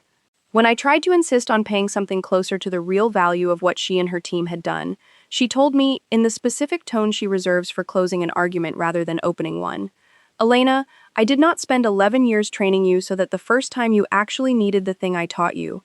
For yourself, you'd have to choose between justice and your mortgage. That's not how this firm works when it's one of our own. Pay it forward to the next 22-year-old who walks into an interview and tells you about a caterer's invoice, and we'll call it settled." I have since then made a standing practice, quietly, with no announcement, nothing that would ever appear on a firm newsletter, of taking on exactly one case a year for a client who genuinely cannot afford our rates, provided the underlying fraud involves a real, documentable harm to someone without the institutional power to fight it alone. I've done 3 of those cases in the 14 months since the wedding. I intend to keep doing them for the rest of my career. There's one more childhood memory I've held back until now, because I didn't fully understand its relevance until I was already deep into the investigation. And I think it belongs here, in the texture of what actually built me, rather than in the earlier section where I first described the gas station, because it's less about what my parents did, and more about what almost nobody else in that family ever did for me, which turned out to matter just as much. The year I turned 14, 2 years after the gas station, my grandfather, the same man whose trust my mother would later loot and forge her way around, took me, alone, on a drive to his old manufacturing plant on a Saturday morning, ostensibly to see where the money actually comes from, a trip neither of my parents came on and, I'd learn much later, hadn't even been told about in advance. He walked me through the factory floor for 2 hours, introduced me by name to line workers he clearly knew personally, a man named Otis, who'd worked the stamping press for 26 years, a woman named Raina in quality control who'd caught a defective batch the year before that saved the company. My grandfather told me proudly, "More money than your father makes in a year," and nobody gave her a bonus for it, which is a mistake I've been trying to correct since. And at the end of the tour, sitting in his truck in the parking lot before driving me home, he said something I wrote down, later that night, in a spiral notebook I still have, tucked in the same drawer as Carol Yoon's card and Priya's report. He said, "Elena, most people in this family think money is a story you tell at a party. I want you to understand before you're much older that money is actually just a record of what people did for each other, honestly, and the second you start lying about that record, you're not just stealing dollars, you're stealing the truth of who actually did the work." I was 14. I didn't fully understand what he meant for years. But I understood, sitting in that truck, that he was the only adult in my family who had ever spoken to me like my mind was worth taking seriously, rather than a joke to make at a dinner party. And I understood, 20 years later, reading his 1992 trust documents on my living room floor at 11 o'clock at night, that everything I did to that family in the following 11 weeks was, in some very real sense, simply me finally finishing the sentence he'd started for me in that parking lot. I want to go deeper into the counseling process with Marcus, because I think the easy version of this story ends with the ballroom and treats the marriage as a subplot that resolves itself off screen, and that isn't honest to how difficult and how deliberately unglamorous that part of the rebuilding actually was. We started seeing a therapist named Dr. Odalise Ferrer 3 weeks after the wedding, a woman who specializes in what she calls financial infidelity, a term I genuinely never heard before that first session, and have thought about constantly since, because it named something I'd been circling without vocabulary for months. That Marcus's hidden debt and his secret contact with my mother weren't two separate betrayals, but one continuous one, a pattern of managing me, rather than partnering with me, whenever the truth felt too costly to say out loud. Dr. Ferrer's first assignment for us in that initial session was almost aggressively simple, and it stayed with me because of how much resistance Marcus had to it. She asked him to tell me, out loud, in the room, every single financial fact about his business and our joint accounts that he currently knew and I did not, no matter how small, with no editorializing, no context, no defense. Just the facts, the way I deliver findings to a client. It took him nearly 40 minutes. There were, it turned out, 11 distinct things I hadn't known, ranging from the 3 lines of credit I'd already found on my own, down to a $400 retainer he'd paid a branding consultant 8 months earlier for a rebrand of his consulting practice that had never actually launched, because he couldn't afford the second half of the invoice. I remember sitting in that room, listening to item after item, and feeling something I hadn't expected. Not renewed anger, exactly, but a kind of exhausted clarity. The recognition that the actual dollar amounts had stopped mattering to me somewhere around item 6. And what mattered instead was simply watching him do the thing. Full, unedited disclosure, in real time, under no legal compulsion, no forensic subpoena, just because a professional in a room had asked him to and he'd finally agreed. Dr. Ferrer told us afterward that she considered that first session a reasonably strong predictor of whether a marriage recovers from this kind of rupture. Not because the facts themselves were manageable, but because his willingness to sit in discomfort and complete the disclosure, rather than minimize or negotiate it down, told her something real about whether he actually wanted to change or was simply performing remorse to avoid consequences. I didn't know, walking into that office, which one I was going to get. I still think, honestly, some days that I got lucky, and I don't say that to diminish the 8 months of real work that followed, the budget we built together for the first time in 4 years of marriage, the monthly finance check-ins that Marcus, notably, has never once tried to skip or shorten even when the news was mundane and there was nothing urgent to report. I say it because I think it's important to be honest that not every version of this story ends with the marriage intact, and I don't think it would have been a failure on my part if it hadn't. I think it would simply have been the truth asserting itself, the same way it did with everyone else in this story who couldn't survive contact with it. Marcus's business, restructured with a smaller, more honest client roster, and a name that no longer promised more than it could deliver, turned its first genuinely profitable quarter, about 10 months after the wedding. A modest number by the standards of what he used to claim at dinner parties, $18,000 net over 3 months. Nothing that would impress anyone at Pam's condo, but the first number in 4 years of marriage that I actually trusted, because I had, by then, watched the entire underlying ledger with my own eyes, monthly, for the better part of a year. He paid off the last of the 3 lines of credit 6 weeks before I'm recording this, and we went out to dinner to Market, a small, ordinary Italian place near our apartment. Nothing that would ever appear on Brittany's old feed, and he raised his glass and said, "Thank you for not leaving," and I told him the truest thing I had, which was that I hadn't stayed because I'm forgiving by nature. Anyone who's watched what I did to my own mother knows that isn't true. I'd stayed because he did the actual work, consistently, for month after unglamorous month, and I have spent my entire career believing that consistent, verifiable action is the only kind of evidence that actually means anything. Words are cheap in my line of work. Behavior, sustained over time and cross-referenced against outcomes, is the only ledger I've ever fully trusted.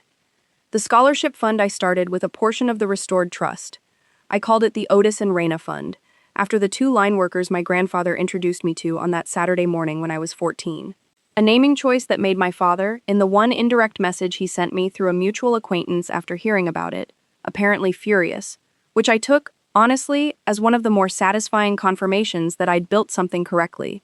Currently funds 4 first-generation students a year at a state university downstate, full tuition and a living stipend, no gala, no photographs, no logo, administered through an independent community foundation whose only obligation to me is an annual, plainly formatted financial report that I read the way I read any client file, line by line, because I intend for this fund to be the one piece of Callaway-adjacent philanthropy in this family's history that could survive a forensic audit without a single flag. The first cohort, 4 students, graduated high school the spring after the wedding, and I met 2 of them in person at the Community Foundation's small, unglamorous end-of-year gathering. No chandeliers, folding chairs in a public library meeting room, a sheet cake from a grocery store bakery, a young man named Marcus Delgado, no relation to my husband, an 18-year-old from East St. Louis who wants to study mechanical engineering and told me, with a specific, quiet intensity I recognized immediately, that he'd already mapped out every single scholarship deadline for the next 4 years on a spreadsheet because you can't leave anything up to somebody remembering to help you. And a young woman named Aishisha Whitfield who wants to study accounting. Unprompted, entirely her own choice, and asked me, when the foundation director mentioned in passing what I did for a living, whether forensic accounting was the kind where you catch people stealing, and when I told her yes, she said, with the flat, unimpressed confidence of a 17-year-old who has clearly already decided what she wants and doesn't need anyone's permission to want it, I want to do that. I did not tell her why that particular answer, from that particular fund, on that particular unglamorous library afternoon, made something in my chest tighten in a way 14 months of legal victories over my own mother never quite managed to do. The case drew more press attention than I'd anticipated when Vivian and I were building it in silence. And I think it's worth walking through that part honestly too, because it shaped how the last 14 months actually felt to live through, separate from the legal outcomes themselves. A Chicago Tribune reporter named Priyanka Osei picked up the story within 4 days of the arrest. Court filings are public record, and a federal fraud arrest at a North Shore wedding reception, complete with 240 witnesses, several of whom apparently could not resist describing the scene to friends who then described it further, was never going to stay quiet. And her first piece, which ran under the headline, Forensic Accountant Daughter Exposes Mother's Charity Fraud at Brother's Wedding, generated more attention than either Vivian or I expected, including, within the first week, 3 separate calls from producers wanting to option the story for a true crime docuseries, all of which I declined, because I had built this case for restitution and accountability, not content, and because Carol Yoon and the other donors deserved a resolution that centered their losses rather than my own narrative arc. I did agree to one interview, months later, after the sentencing, with a smaller outlet that covers nonprofit governance specifically, because I wanted the piece to focus on something I thought mattered more than my personal story, how common the pattern actually is, how many small and mid-sized family foundations operate with essentially no independent oversight, how easily a well-connected chairwoman can inflate administrative costs and route donor funds toward personal use for years before anyone with the specific skill set to notice happens to be looking, and how rarely, statistically, that person turns out to be a family member with both the expertise and the standing to actually act on what they find. I said in that interview something I still believe completely, that the only reason this case ever surfaced at all was an accident of who my mother happened to raise, and that for every Diane Calloway who gets caught, there are almost certainly dozens who never encounter a daughter who became, entirely by circumstance and old grief, exactly the wrong person to lie to. Brittany reached out to me once more, about 7 months after the annulment was finalized, in a message that surprised me both for its content and for the fact that she sent it at all, given everything. She'd deleted her old account, the 400,000 followers, the 11-angle ring photos, all of it archived or gone, I never checked which, and started a new, smaller one, under her actual full name rather than a handle, where she posts now, occasionally, about rebuilding a life and a small event planning business she started from scratch. No family backing, no borrowed credibility. Her message to me was 4 sentences long. She thanked me for telling her the truth at the coat check rather than letting her find out from a headline the next morning. She said she'd spent the first 2 months afterward furious at me, which she wanted me to know honestly rather than pretend otherwise, before she'd redirected that fury, correctly, toward the person who'd actually built the lie. She said she was doing okay, better than okay some days, and that the strangest part of the whole thing was discovering how much lighter her life felt without 400,000 people watching her perform a marriage that had never been real in the first place. And she asked at the end whether I'd be willing to grab coffee sometime, Not because we're family, obviously, since apparently we're not anymore, but because you're the only person who was in that room who told me the truth without an agenda attached to it. We've had coffee 3 times since. I don't think we're close, exactly. There's a specific, permanent asymmetry to how we met that neither of us pretends isn't there. But I've come to genuinely respect the speed and clarity with which she rebuilt something real out of the wreckage of something staged. And I think, of everyone touched by what happened in that ballroom, she's the one whose recovery I've found myself rooting for most unreservedly, precisely because she owed this family nothing and inherited its damage anyway. The same as I once did at 12 years old at a gas station she'll never have any reason to know about unless she happens to be watching this. I've thought a great deal across these 14 months about the specific mechanics of how a family like mine manages to keep operating for decades before anyone with the power to stop it actually does. And I think the honest answer is duller and more structural than anyone wants a story like this to be. It isn't that nobody ever suspected. Walt suspected, in his own incurious way, that the numbers at the plant never quite added up, and decided it was easier not to ask. Gary Sutter suspected enough to run reconnaissance on me at 2 separate dinners rather than simply asking Diane directly, because some part of him already understood that a direct answer would obligate him to act on it. Even Pam, I think, on some level below the one she'd ever admit to a therapist, understood that an $85,000 kitchen renovation on her actual income required an explanation she'd decided not to want. Every single person in that family who wasn't actively committing the fraud had, at some point, been offered a moment where curiosity could have become accountability, and every single one of them, for reasons ranging from comfort to cowardice to genuine, uncomplicated laziness, chose not to open that door. I was the only person in that entire extended family whose profession had spent 11 years training the specific instinct to open doors, regardless of what it costs socially to open them, and I think that's the real lesson underneath the dollar figures and the handcuffs. Not that I was uniquely brave. Because plenty of what I did was simply methodology, the same methodology I'd apply to a stranger's case file, but that bravery in families like mine usually isn't the dramatic, cinematic kind. It's simply the willingness to keep asking the question everyone else in the room has already, silently, collectively agreed not to ask. There's a scene from when Caleb and I were teenagers that I think about more now than I did for the 20 years between it happening and the wedding, and I want to tell it to you because I think it explains something about how differently the same house can raise 2 children who end up, as adults, on such completely opposite ends of a fraud case. I was 17, working my first real job that summer at a bookstore in Winnetka for $9 an hour, saving toward a laptop I wanted for my senior year of high school, rather than asking my parents for one. Partly out of pride, and partly, if I'm honest, out of a settled certainty by then, that asking my parents for anything simply wasn't a category of action available to me anymore. Caleb was 11, and he wanted a specific pair of basketball shoes that summer, $140, and I remember him asking my mother for them at dinner, casually, the way you'd ask someone to pass the salt, and my mother saying yes before he'd even finished the sentence. No negotiation, no chores attached, no, we'll see. I remember sitting there doing the math I always did without meaning to. $140 was roughly 16 hours of my bookstore wage, and I remember not saying anything, because by 17 I'd already learned that pointing out the discrepancy only ever got turned back around into a story about my attitude, never into an actual conversation about fairness. What I didn't understand at 17, and what I only fully understood doing the math on $412,000 over 11 years, 2 decades later, was that the basketball shoes weren't really about basketball shoes. They were the first small, almost invisible brick in an entire architecture my parents were building without ever naming it out loud. A household in which resources flowed toward Caleb by default, and had to be earned, justified, or fought for by me, every single time, for the entirety of both our childhoods.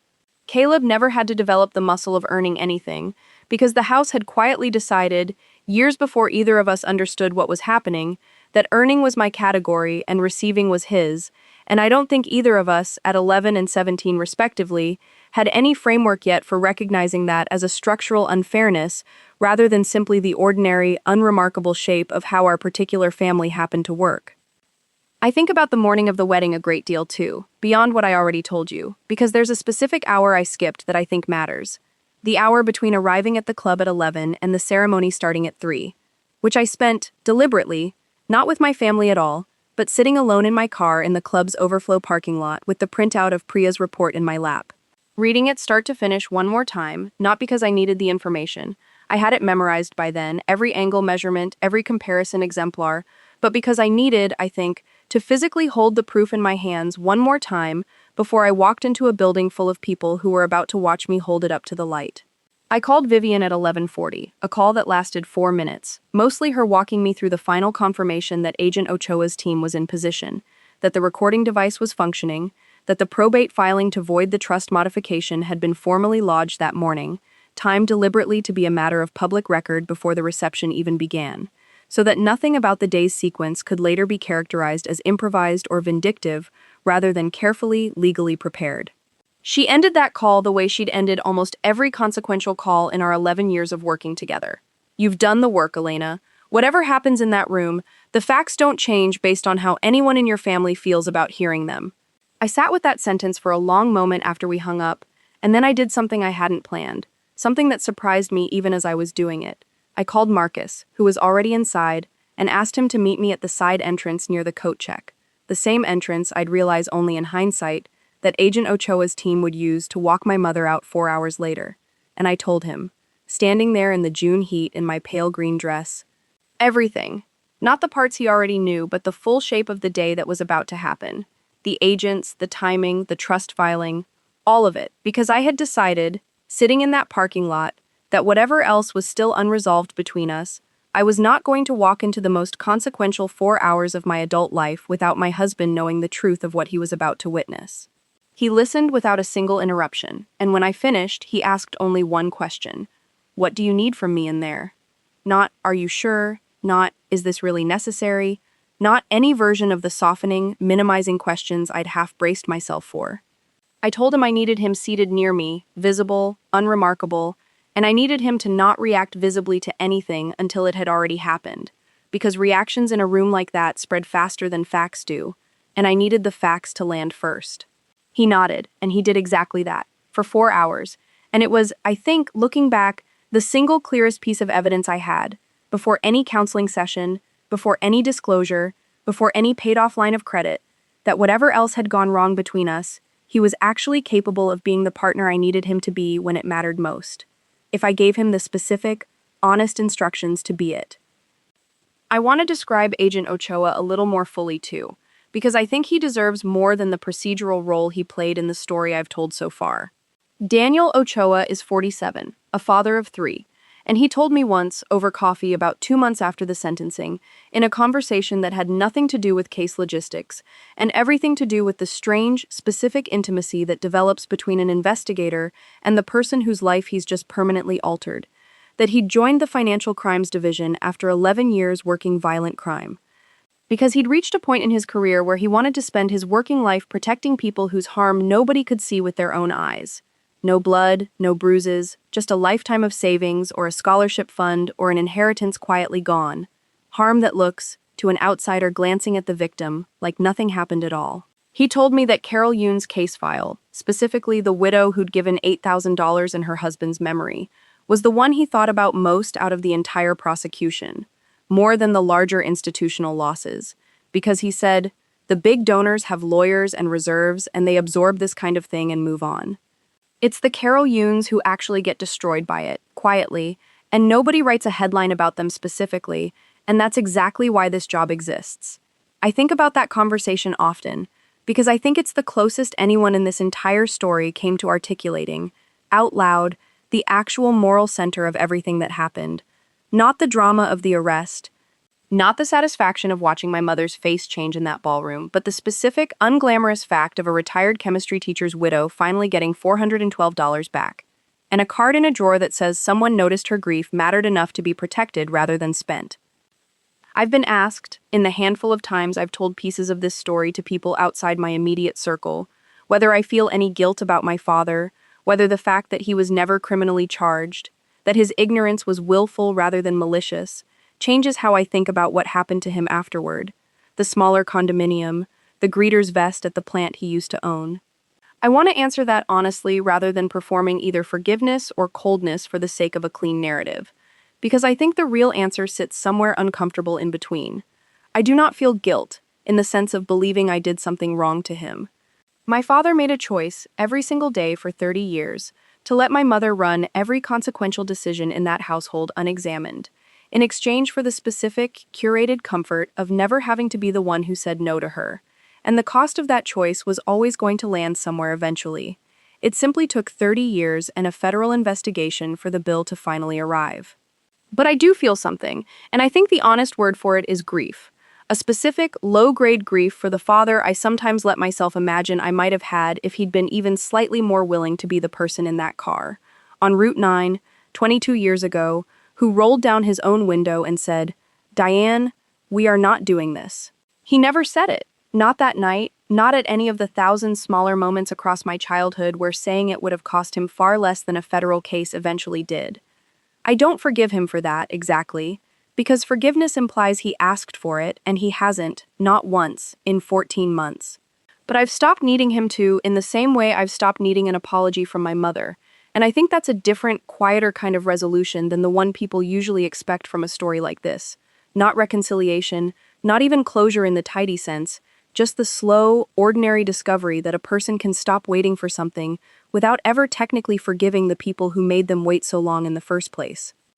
I think, too, about what I would say to the 12-year-old behind that dumpster if I could somehow reach backward through 22 years and sit down next to her on that navy moving blanket Devin left without a word, because I've imagined that conversation more times than I've ever admitted to anyone, including Marcus, including Dr. Ferrer, including Vivian. I think I would tell her that the ice machine hum she's using to count the hours is going to become, eventually, the exact kind of methodical, patient attention to detail that makes her extraordinary at the one thing that will end up saving her, decades later, more completely than any apology from the people who left her there ever could have. I think I would tell her that the specific, cold clarity she's about to spend the rest of her childhood being punished for, the caterer's invoice, the birthday party math, the quiet refusal to just accept what she's told even when accepting it would be so much easier, is not a flaw the family keeps insisting it is.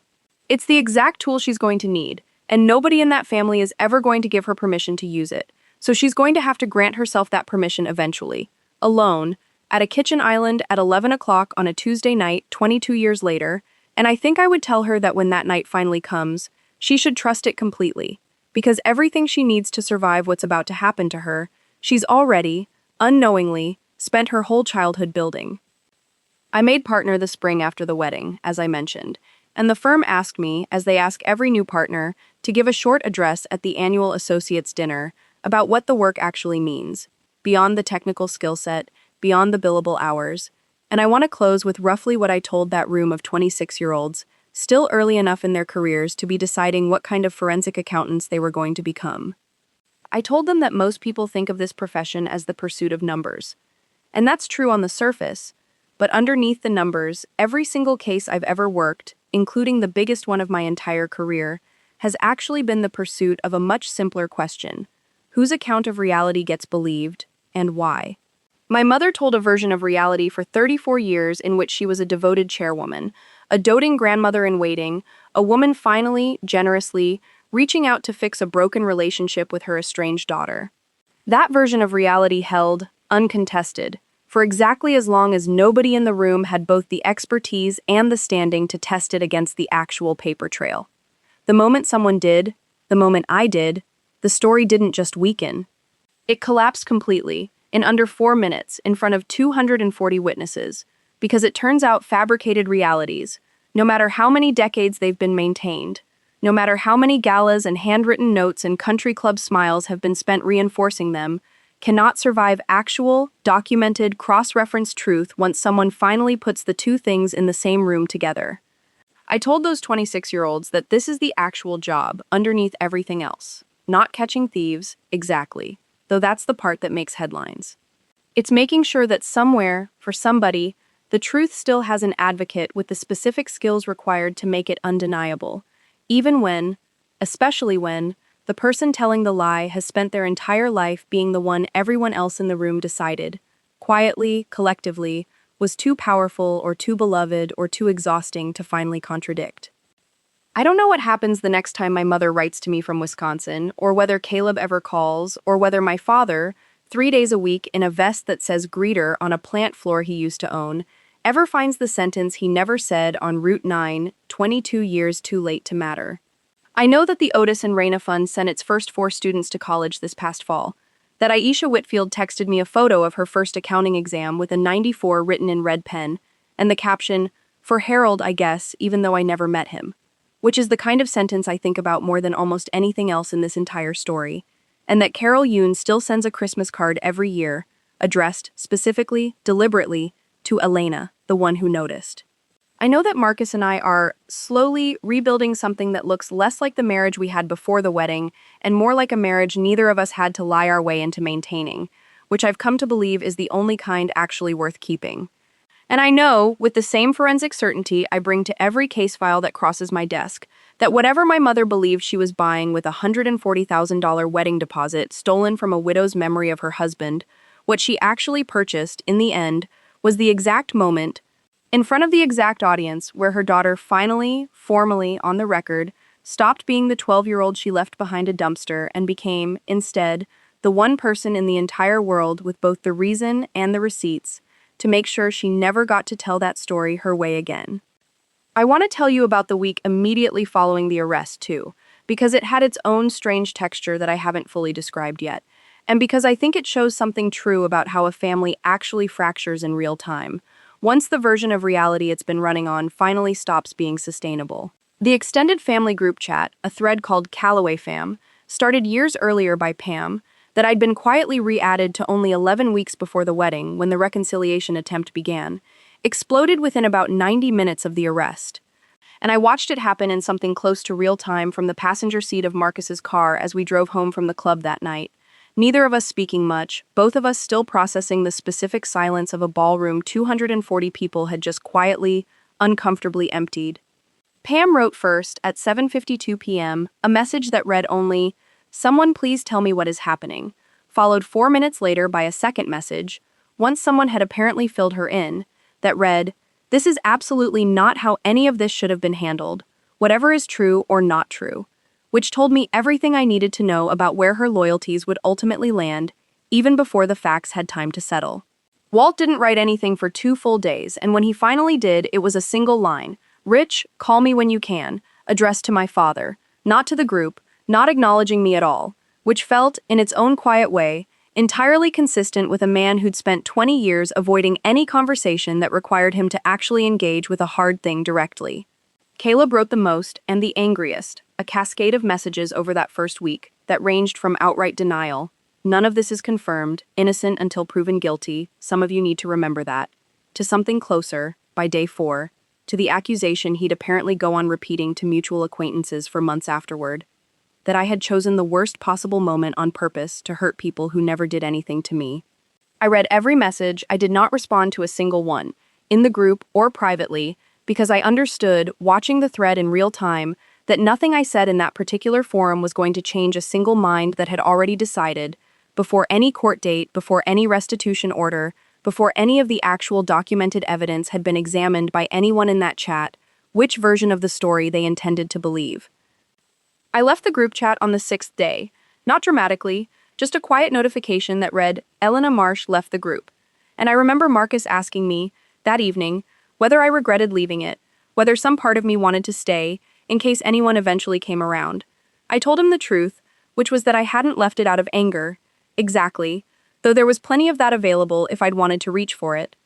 I'd left it because I recognized, watching 6 days of messages accumulate, that the group chat itself was simply a smaller, digital version of the exact dynamic that had shaped my entire childhood.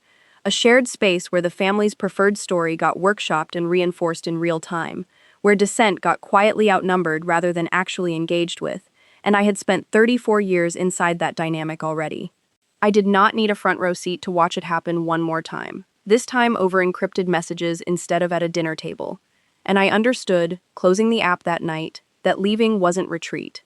It was simply, finally, choosing not to keep auditioning for a jury that had already reached its verdict decades before I ever had a single piece of evidence to present to them. There's a detail from that same week I haven't mentioned yet that I think matters more than almost anything else in the immediate aftermath, and it's about Priya Nadkarni, the document examiner, who called me 4 days after the arrest. Not about the case, her work on it was essentially complete by then, her report already filed, but simply to check in, which surprised me because in 11 years of working adjacent to forensic specialists, I'd rarely had one reach out purely as a person rather than a professional once an engagement had concluded. She told me something on that call I've held on to since, that in 15 years of forgery analysis, spanning several hundred cases, the overwhelming majority involving strangers defrauding strangers, this was one of only a handful where the forged signature belonged to someone the perpetrator had actually given birth to. And she said, with a bluntness I appreciated more than sympathy would have landed in that moment, "I want you to understand that what your mother did wasn't just fraud, technically speaking." In my experience, forging a family member's signature specifically, someone whose actual signature she had thousands of documented examples of from a lifetime of birthday cards and school permission slips, requires a specific kind of comfort with betraying someone at close range that most fraud, frankly, doesn't. Most forgers are stealing from someone they'll never have to sit across a Thanksgiving table from. She wasn't. I sat with that distinction for a long time after we hung up, because I think it named something I'd been circling without quite landing on directly through this entire process.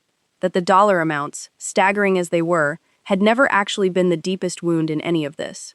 The deepest wound was the specific, documented fact that my mother had looked at thousands of examples of my actual handwriting, accumulated across an entire childhood of birthday cards and permission slips she'd kept, apparently in some filing system somewhere, and had chosen, deliberately, with full knowledge of what my signature actually looked like, to forge a version of it anyway, because forging it was more convenient than simply telling me the truth and letting me object.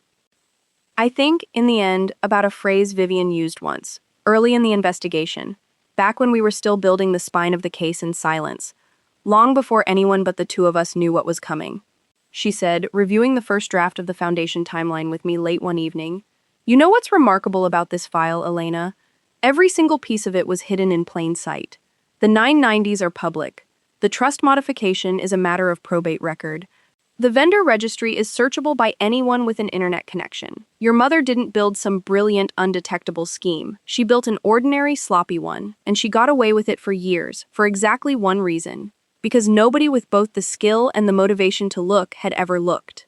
I've thought about that observation constantly since, because I think it's the actual, unglamorous truth underneath every story like this one, mine included, that the fraud rarely survives scrutiny once scrutiny actually, finally arrives. What survives, for years, sometimes decades, is simply the absence of anyone willing to apply it. My mother didn't need to be a criminal mastermind to steal $2,300,000 from donors and $4.7 million from her own children's inheritance. She only needed everyone around her, for as long as possible, to keep choosing comfort over curiosity.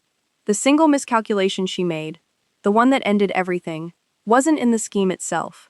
It was believing that the daughter she'd trained her entire life to stop asking questions had actually, permanently, stopped. I've saved one last piece of this story for the very end, because I think it belongs here, after everything else rather than folded into the earlier chronology, since I didn't fully understand its significance until months after the sentencing hearing had already concluded. Going through the last of my grandfather's personal effects, which the estate attorney finally released to me once the trust litigation formally closed, I found a sealed envelope in a lockbox that had apparently sat untouched in a bank vault for over a decade, addressed, in his handwriting, simply to Elena when she's ready, with no further instruction about what ready was supposed to mean, or who was meant to decide it. Inside was a single handwritten letter, dated the same year as that Saturday tour of the manufacturing plant, the year I was 14, and I want to share the last few lines of it, because I think they close this story better than anything I could construct myself. He wrote that he'd noticed, even then, 20 years before any of this happened, the particular way resources and attention moved through our household, and that he suspected, even at 14, I already understood it better than any adult in the family was willing to say out loud to me directly. He wrote that he was setting the trust the way he had, evenly split, specifically because he didn't trust my mother to divide anything fairly on her own, if he left her any discretion at all, and that if I was ever reading this letter, it likely meant something had gone wrong with that plan in a way he hadn't lived long enough to prevent himself. And he wrote one final sentence that I have now read more times than I can count, sitting in my kitchen, in the exact spot where I first opened my laptop to begin building the case that would eventually prove him more right than he ever could have known.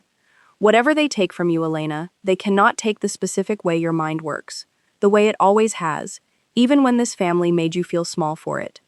That mind is the actual inheritance. Everything else is just money, and money, unlike what's actually yours, can always be taken by someone with less integrity and more nerve. Don't let them convince you the money was ever the point. I keep that letter now in the same drawer as Priya's report and Carol Yoon's card, and I think, of every document I've collected across this entire 14-month case, the 990s, the forged waiver, the vendor registry, the 26 minutes of recorded confession in a sunroom, that letter is the only one I've never once needed to verify, cross-reference, or authenticate, because I've never for a single second doubted a word of it. My grandfather understood, sitting in a truck outside his own factory 20 years before any of this happened, exactly what kind of family he was leaving me inside of, and exactly what kind of person I was going to have to become to survive it intact. He was right about all of it. He just never got to see how it ended, and I think, if I'm honest, that's the one genuine regret I still carry out of this entire story. Not the 22 years of silence with my parents, not the $412,000, not even the forged signature. Just the specific, quiet wish that the one person in that family who ever actually saw me clearly had lived long enough to watch me finally prove him right. In a ballroom, in front of 240 witnesses, using nothing but the exact inheritance he told me, in a truck, when I was 14 years old, no one would ever be able to take. People ask me sometimes, when I tell pieces of this story, what I'd say to someone sitting right now in the specific position I was in 11 weeks before that wedding invitation ever arrived. Someone who already suspects, in the quiet, undeniable way you suspect things before you have the proof, that a person in their life is lying to them about money, or about loyalty, or about which version of them is real and which is the performance built to keep everyone else comfortable. I don't think the answer is dramatic. I think it's the same answer Vivian gave me the day I walked into her office with a gas station and 22 years of silence and one handwritten note about things about the foundation. Start documenting. Not out of paranoia and not out of a desire for revenge, though I won't pretend some part of that desire wasn't present in me too, somewhere underneath the professional discipline. Start documenting because the truth, once it's actually assembled, methodically, patiently, without anyone in the room knowing you're building it, does not need you to be angry to work. It only needs you to be accurate. My mother spent 34 years counting on the fact that I would either never look closely enough to find what she'd hidden, or that if I did, I'd care more about keeping the peace than about what I found. She was wrong on both counts, and I think the version of me sitting behind that dumpster at 12, counting the hum of an ice machine because there was genuinely nothing else in the world she could control that night, would be relieved, more than anything else, to know that the waiting eventually ended, and that it ended on my terms, in my language, using the exact skills the family spent 2 decades convincing me were a character flaw, rather than the single most valuable thing I've ever built for myself. If any part of my story sounds like yours, I hope you start the file tonight. Not for them, for the 12-year-old still waiting somewhere inside you for someone to finally, formally, put the truth on the record. There's one final number I want to leave you with, because I think it says more than any of the others I've given you across this entire story. More than the $2,300,000, more than the $4.7 million, more than the $140,000 spent on flowers and a raw bar paid for with a widow's memory of her husband. It's the number 80. 80 miles is the distance from that Sinclair gas station back to the house I grew up in. 81 miles, I mentioned earlier, is roughly the distance from that same house to the Ashcombe Country Club. A coincidence I only noticed the morning of the wedding, lying awake at 5:40, and I want to be honest that I don't actually believe in cosmic symmetry. I believe in documented facts and verified timelines. That's the entire discipline of my profession. But I let myself sit with that number anyway that morning, because sometimes the facts line up in a shape that means something even to a person who spends her whole life refusing to read meaning into coincidence. 22 years earlier, 80 miles from home was the exact distance my mother decided I was old enough to survive alone, in the dark, behind a dumpster, with nothing but a stranger's kindness and a moving blanket to get me through it. 81 miles, 1 ballroom, and 1 federal arrest later, it turned out to be almost exactly the same distance it took to bring the whole story back around to where it actually belonged. I don't tell this story because I want sympathy, and I don't tell it because I think what happened to me is rarer than it actually is. I've heard, in the months since pieces of this became public, from more people than I can count, each with their own version of a gas station, their own version of a sibling who got the basketball shoes without asking, their own version of a parent who mistook love for leverage and never got corrected on the difference until it was far, far too late to matter to them personally. I tell it because I think there's a specific kind of person watching this right now who has spent years being told, directly or through 1,000 small cumulative signals, that their attention to detail is a character flaw, that their refusal to simply accept the story they're being handed makes them difficult, cold, ungrateful, dramatic. Pick whichever word your particular family prefers. I want that person to hear this clearly, from someone who lived the entire arc of it start to finish. That instinct is not the flaw. It was never the flaw. It is, more often than anyone in these families is ever willing to admit, the only honest thing left standing, once everything else about the story has been proven false. I still keep a spare phone charger in my car, a habit I picked up sometime in my 20s that I never examined too closely until a therapist asked me about it once. Almost in passing, and I realized, answering her, that some very old part of me had decided, at 12 years old behind a dumpster with a dead phone and no way to reach anyone who'd actually come, that I would never again be stranded somewhere without the specific, practical means to get myself out on my own terms. I don't need it anymore, not really. I have Marcus, I have Vivian, I have Agent Ochoa's number saved under a name that still makes me laugh a little every time I scroll past it.